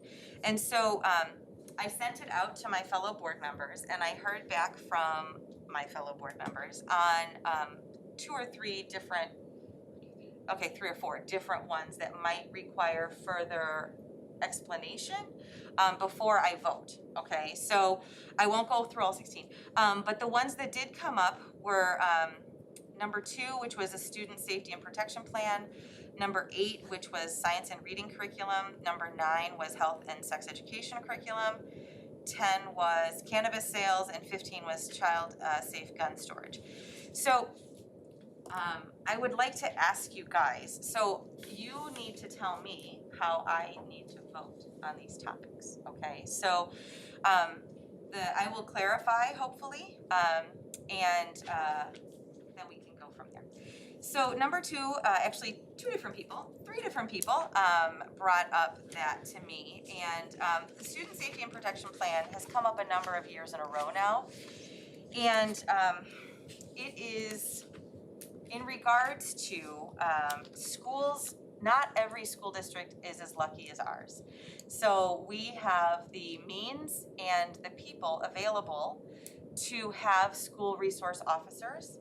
We have a police department that is moments away, but there are other districts in this state that have 60 and 70 square miles coverage for their students and their buildings. And so it has come up, this is probably the 3rd or 4th year in a row, about having teachers or staff members who have concealed carry license, who are able to do that, to have that as an option in the building. We are a new board, and you can tell me one way or the other, but I know that my teachers in the past have come to me specifically and said that they don't necessarily want to have that responsibility, and that perhaps having guns in the school is not the solution to having guns in the school. So that is where I'm facing. This year, I'm surprised to say, but this is the fact, is that the delegate assembly, the delegate committee actually recommends we do adopt that. That's the first year that it's a do adopt. We do not have to, or we can. So I would appreciate input. Who's got something to tell me? I just don't think that that should be the responsibility put on a teacher. Or a staff, really, right. or a staff member. Yeah, I just don't see that being the best solution. Okay. No, that's fair. Very much opposed as well, as I indicated. You are teachers and board members. Yes. So you are, not that that discounts anybody else, but it matters. So you would not? No. Okay. I find it difficult to believe that it would be the best solution in that case. Okay. Well, there's 4, and I'm a 5th, so I will be voting. Pardon me? I know, so Claudia, how do you feel about this one? I know you've heard about this. I'm so the same as what I've always been.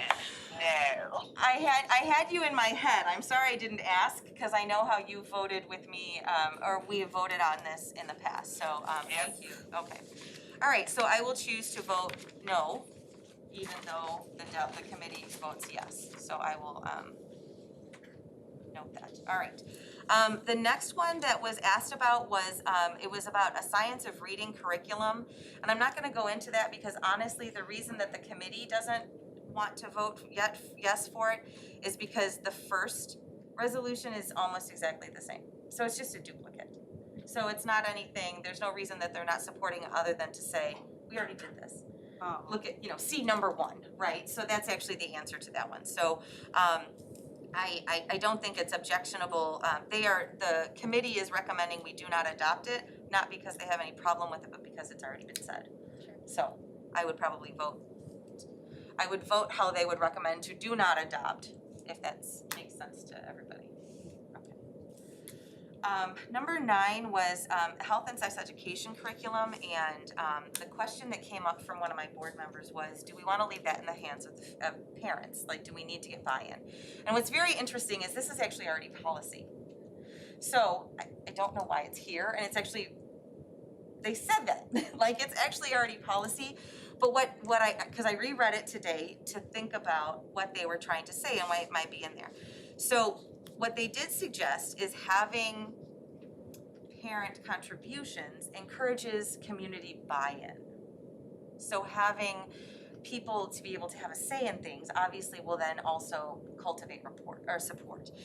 The other part of it that they mention is that all of the education curriculums that they're looking at have to have a certain level of, they have to be chosen with age developmentally appropriate, medically accurate, complete, culturally appropriate, inclusive, and trauma informed. So, like, we want to get buy-in, but we also, if it has all of these things already, we don't have to worry so much about people like making things up for themselves. Elementary school? Pardon me? Elementary school level? I mean, we have health in the elementary school and the curriculum, and very often these are meant for high school. In addition to, the high school will have a delegate in the same assembly that I'm in. So it might not always apply to us specifically, but the point of this was having buy-in would encourage, having input would encourage buy-in. So again, how do we feel? They recommend to adopt. And IASB is very particular about making sure that local control stays local. So that's the other part of it, is they really want to make sure that school districts have choices. But again, they have to go through all these different, they have to check off those boxes of what has to be included. So, I mean, I understand that health and sex education kind of go together, but they should probably separate the two. Okay. And just, maybe should have okay. health education, and with sex education, especially at the elementary school level, it'd be the parents' decision to kind of, okay, talk about noted. That, versus it being taught. Am I reading it correctly? Am I first being taught in the school? So at the age, think of it as health versus sex education, right? So, and we do health already, and this is a policy, but you raise a very interesting point, and so I'm curious as to see how everybody else, there's usually discussion about contentious resolutions, and so I'll be interested to see, and if it is something that we want to think about too going forward, this is a great starting point for ideas for every district, not just necessarily us. So I can either vote no or a yes, right, towards this one. But we can also look ahead at what we might want to do. So policy's already in place. This is For more this one, it is. This is more for the buy-in. I think so, yes.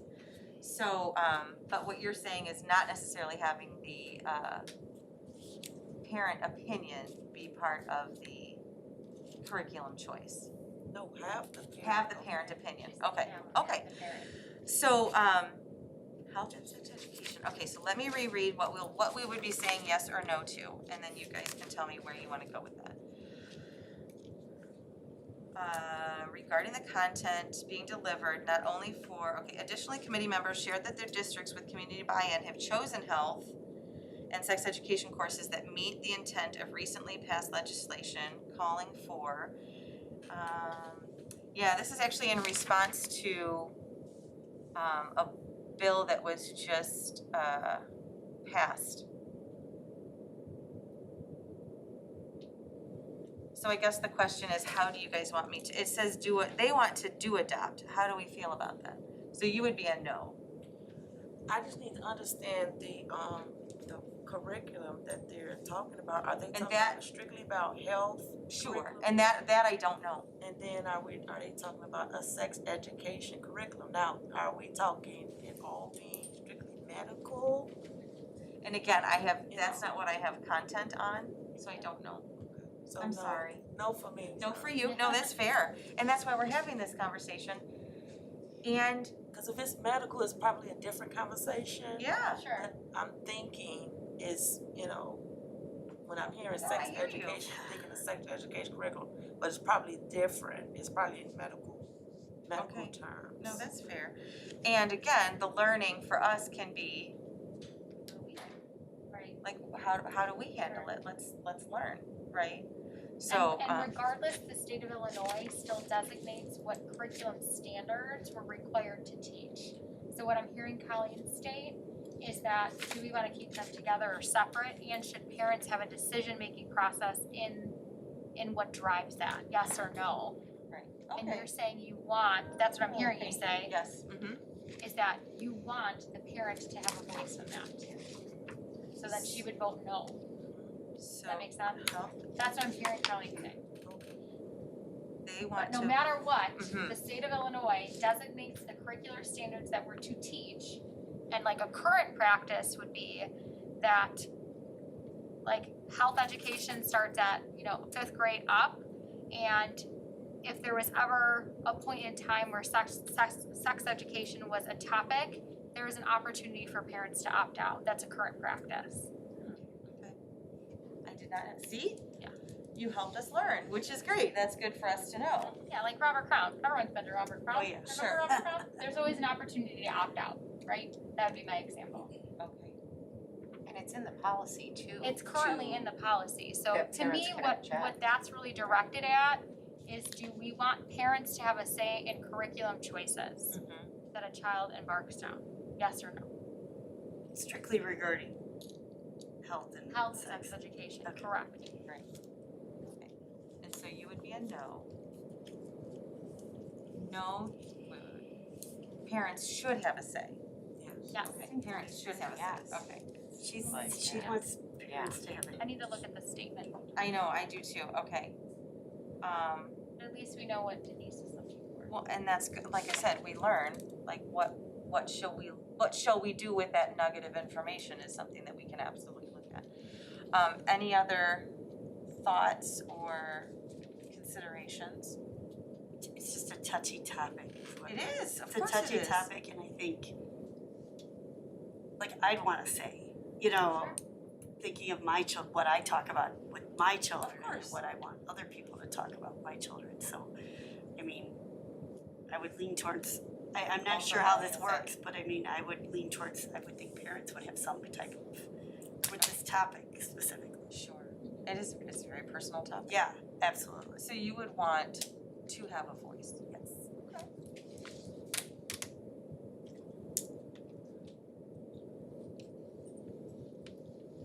Michael, Judy, Claudia? I'm not sure that I fully understand it, but as I'm gathering, I'm not in favor of non-professionals to make professional decisions. Okay. What's challenging for me on it is your parents will have the opt-out regardless. And currently the curriculum is designed by people that are educated in a way that empower them to make curriculum decisions. Okay. I don't think non-professionals should make those decisions, so I don't know how this question is phrased, but I guess I'm on the opposite side, I'm sorry. to the No, that's parents. okay. I guarantee you, if we're struggling with this one, other districts are too. And so it will be, I agree Okay. with Michael, because it's, if we vote for something that plants distrust in educators and says, no, they shouldn't be making a decision about what goes on in a school, I don't like the tone of that, yeah. Interesting, okay. Curriculum up. Especially since parents have the option to object or opt out already. I think I was just looking at more along the lines of like a discussion with parents, not necessarily them making the decision of what the curriculum was taking place. I think that's the way I was thinking of it, like having a discussion with the parents, like this a is committee or something, you know what I mean, like a discussion with the parents about. It's to advocate for local school district control of content and curriculum for health and sex Okay, I ed get it classes offered in their districts. I get it now. I didn't, so this is It- good. it's- It's good it's- for me to have to Yeah, read it it's, again. cause it's confusing. No, it is, okay. So, shall support and advocate for local school district control, meaning we should be having that conversation at the local level of content and curriculum for health and sex education courses offered in their district. And I think they're also saying that what they have is a number of curriculums to choose from that are, the curriculum has to be written by professionals who know what they're doing, yes, absolutely. Okay, so having that clarified, we would like local control. Yes. You would like local control, I you would would like say local yes, control, yes. I you get guys it are now. maybe on the fence. I mean, I'm comfortable with what gets adopted, but go ahead, Claudia. What was that, Claudia? I do not have a preference. Okay, we abstain, okay, and that's okay. So, actually, I will need to run this past Kim, because we do not currently have a quorum. Okay. And that's okay. So I'm trying not to say yes or no either, because that's why I'm asking you. So we will run this past her, probably in an email, before Saturday. Is that okay? It's fine. Sure. And thank you guys for your input. I love it. This is great. This is good conversations. And like I said, whether we resolve this or it's voted or not, isn't nearly as important as having the communication and looking at it for our district. So thank you for that. Number 9 was, nope, that was number 9. Number 10, the question was cannabis sales. And that is, you know how like the lotto, they said we're gonna give all the money to education, but they took Where all is the it? money. I know, they took the money from other budgetary things and just gave I us always wondered that. lotto money instead. Well, the point of this is that that's not going to be the case. So if there's money made from cannabis sales in the state, it's in addition to current funding. So that's what they're saying, is if there happens to be money, extra money, and we should dedicate it to education, and it would not be instead of funding from another source, but in addition to. Does that make sense? Yeah. Okay. And we like in addition to. In addition to is great, so we'll stick with that one. Okay, and then 2, 8, 9, 10, 15. And then the 15 was child safe gun storage. Another hot topic, guys, and just stick with me here. This has come up before as well. This is actually a repeat from the last 2 years.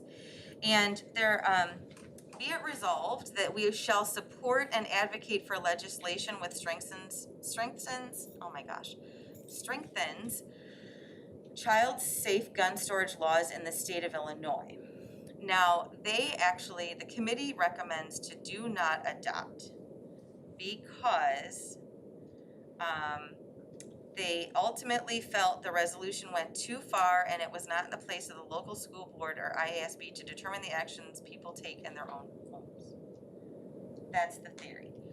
They're not saying that they don't promote local gun storage or safe gun storage. That's not the point. What they're saying is that the place of the IASB and local school districts to step in? That's the question. And so they recommend do not adopt, but that was the other one that I had a question about from you guys. So What authority would IASB? what would we have? Yeah, I don't understand. And that's the problem. Yeah. So right, we're not saying we don't approve of safe Right. gun Is it to say, storage, like, but as an how is organization, we that? advocate for legislative agendas on it? Right, so Okay. that's the concern. And it's, and again, if that is something that we feel passionately about, that it's important, that's great, and we can do that, but they're recommending to not adopt because they don't feel it's the place of the IASB. So how do we feel about that one? I'm gonna say not adopt, I don't think it's. I would say not adopt as well. Okay. It's not our Okay, it's not our, and it's painful, right? Like, we wanna promote that, but is this the right vehicle for it? And the answer is probably not, is what I'm hearing, so, okay. Cool. You guys hit all the hot spots, so thank you so much. All right, so we will agree with the committee on that to do not adopt. And I will ask Kim about number 9. And that one was good. Okay, thank you very much. That was a lot. Thanks for sticking with me. Okay, and yeah, I look forward to coming back and telling you guys all the wonderful things that we learn in the next 3 days at conference next time. So thank you very much. We are on to public comments, and I'm going to read my usual. So public comments, a few reminders specifically about logistics for the public comment portion of every meeting, including this meeting. As is posted on our agenda publicly for every meeting, to respect all of our stakeholders, our commenters, our board, our public, we adhere very closely to the 3-minute limit for comments for everyone. We will set a timer and we expect everyone to respect their 3 minutes. In addition, we do not respond to public comments at board meetings, but we absolutely hear them. We respect, we listen to, and we take into account all of the community members' concerns. If there's a specific question that comes up that we can respond to after the meeting, we will do so tomorrow or Friday. And if the questions are pertinent to all stakeholders, we will share that information with all stakeholders. So we do have one public comment, Mrs. Kyle. Wonderful. I'd just like to say thank you for having me, and thank you for not voting on something that you don't know anything about, because if you are to take a look at the material for the sex education, you are going to be flabbergasted at what they want to show our children. But anyway, my name is Adrienne Kyle. I have 4 kids that attend the district schools here at D124. If you're not aware of what happened the past couple weeks, I put on the social media pages the situation that happened back in October where my child's class was put on an adaptive pause. And contrary to popular belief, I didn't do that for attention or to complain. I did it because it was wrong. An adaptive pause is where a child cannot go to school, but they can participate in any activity out of school. They can't go to school because they might be, in fact, be a threat to the rest of the children at the school, but they can go over to School of Religion 4 blocks away and be in a class with 20 other kids, all of them that go to the school in this district. They can't go to school for 18 days, but they can put on their Southwest basketball jersey and travel from gym to gym and play with countless other children, possibly exposing those kids and their community. That makes 0 sense, 0. So what I am here for today is to express to all of you that we need to start making some sense out of what is going on. We are 20 plus months into this pandemic, and we know a few things so far. We know that the children are being affected least by symptoms and exposure every day. We know that they are also suffering the most from being quarantined or put on an adaptive pause because of the isolation factor. Not interacting with your peers causes you to lose a sense of identity, which they should be forming at this stage in the game, and it also causes anxiety, depression, and many other mental health issues. We also have now at our fingertips an unlimited amount of free COVID tests for every school in Illinois. We have all of those things, then why is it necessary for a child to stay home from school? The answer to that question is to avoid risking funding cuts from the government, COVID funding cuts. That's the reason. Every single thing that was talked about at this meeting tonight goes against everything that these kids were subjected to during the pause. Support, mental health awareness, social and emotional growth, you didn't do any of that. You caused that by isolating them at home for 18 days. Now, I'm not a doctor, I'm not a scientist, I'm not a teacher, I'm not a superintendent, and I am not holding a seat on the school board. But I will tell you what I am, and I am a mom. And I am a mom that will do whatever it takes to fight for my children and to advocate for what they need in this world. And what they need is people to look up to make good decisions on their behalf, and people that look out for their mental health as well as their growth and educational and social skills. They need to be in school with their peers. Let me say that louder for the people in the back. They need to be in school. You, Dr. Woodland, and the Board of Education in this district failed them when you put in place that adaptive pause. With that being said, we need to move forward. because that's what we're gonna do now. We're gonna move forward. We need to start getting out of this freak out pandemic state that we are in. And we need to stop taking advice from people that might not have our kids' best interests at heart. Because money might be what is driving them. It just might. I pleaded to Dr. Woodland to keep my child in school because she has suffered due to the isolation of quarantine. Peer support at this stage is crucial, and social isolation is associated with any increased risk for depression and anxiety. Loneliness is the factor for most strongly associated with anxiety. Isolation has been linked with suicide, self-harm, eating disorders. You want to support them? Put them into school. Test to stay. We have all of these options now. This isn't the beginning of the pandemic. This is hopefully going towards the end. Keep these children in school with their peers where they need to be. Why does it have to get to this? To the leaders of our district, that we need to be working together. Why does this have to happen? For one thing, that we all have the best interests at heart, our kids, my children, the children that attend your schools, your children, your grandchildren, your children. This is what they need. This is what they get. It is illegal to quarantine a healthy child from school. Do you know why? Because they deserve an education to be with their peers. So instead of quarantining them, we are going to adapt a pause.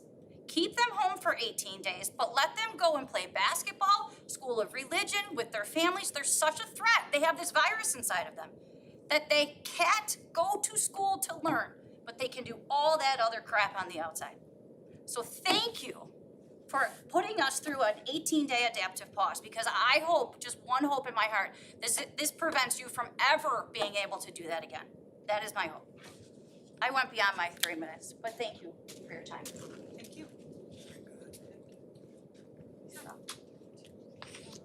Okay. Thank you.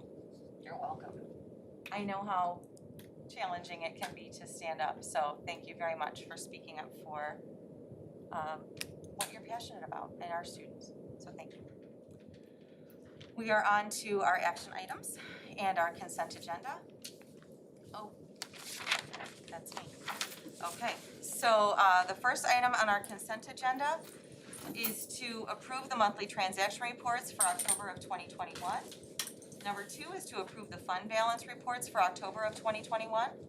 Number 3 is to approve the expenditure report and projected payroll report for November of 2021. Number 4 is to approve board members from the regular meeting of October 20th, 2021. Number 5 is to approve the closed session minutes from the regular meeting of October 20, 2021. Number 6 is to approve board minutes from the committee of the whole meeting of October 27th, 2021. Number 7 is to approve the destruction of closed session tapes from July of 2017. And then number 8 is the personnel recommendations. We have 3 additions. We have 3 FMLA leave of absence. We have a couple of extended leaves without pay. And we have a resignation with intent to retire for Deb. Here, any of these people here? Okay, oh my goodness. So may I please, if we're okay with that, may I please have someone to make a first motion to accept the consent agenda as listed? Make the motion. Thank you, and a second? I'll second. Thank you, Rachel. Oops. And a roll call. Okay, so Michael Umiller? Yay. Rachel Marroquin? Yes. Judy Rayson? Yes. Claudia Parker? Yes. Excellent. Denise Jones? Yes. Colleen Klemzak, yes, and Kim is absent. Okay, so motion passed. Consent agenda item, action item B is to approve the resignation request from a teacher in the district effective November 5th, 2021. If I could have a first. I'll make the motion. Thank you, and a second. Second. Thank you, Denise. And a roll call, still me. Rachel Marroquin. Yes. Denise Jones. Yes. Great. Michael Allmiller. Yay. Judy Rayson. Yes. Claudia Parker. Yes. Thank you. And myself, yes. Okay, motion passed. Letter C is to establish the tax levy hearing date and time. So we were reminded that we are not accepting the the levy itself, that will be in December, at our December meeting. So is that a, before the next meeting, like,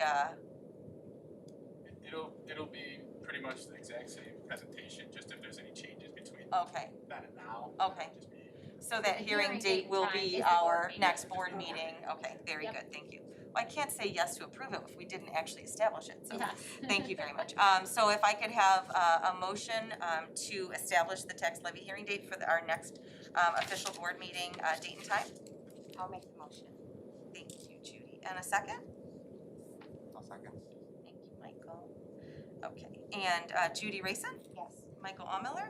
Denise Jones? Yes. Rachel Marroquin? Yes. Claudia Parker? Yes. And Colleen Klimzak, yes. Okay, motion has passed. Item number D is to approve the tentative tax levy. So we are approving the tentative, but having more conversations than before our established hearing date and time. Great. Okay, so a first motion then to approve the tentative tax levy. I'll make the motion. Thank you, Rachel. And a second? Second. Thank you, Denise. Okay, and Rachel Marroquin? Yes. Denise Jones? Yes. Michael Allmiller? Yay. Judy Rayson? Yes. Claudia Parker? Yes. And Colleen Klimzak. Okay, motion has passed. Item E. There's a lot of policies. Okay, approve. I could, I'll tell you all a story, right? So item number E is to approve the first reading of revised board policies that Ms. Rayson walked us through. They are listed on the agenda. There's quite a few. And the first reading, if I could have a first motion to approve the first reading of these revised policies, please.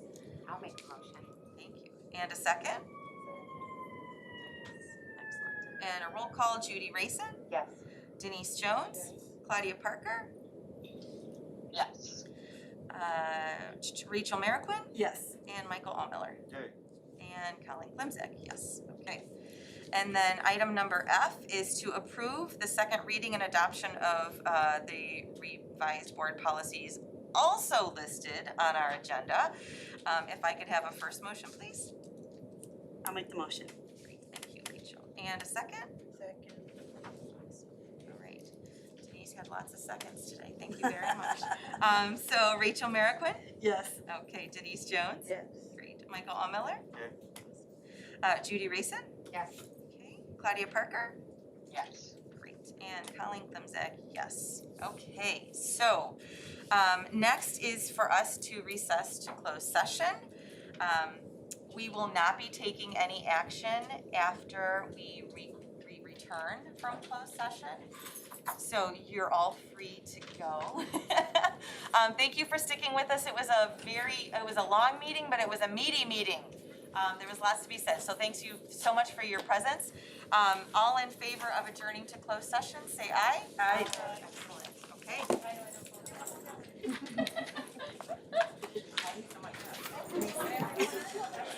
I was like, My hands are freezing. my hands Yes, are, I it's like know. the ears on, I'm like, oh my God. And don't forget your cupcakes. So I'm like, I feel like my nose. I'm gonna stop the live stream. Yeah. Thank you.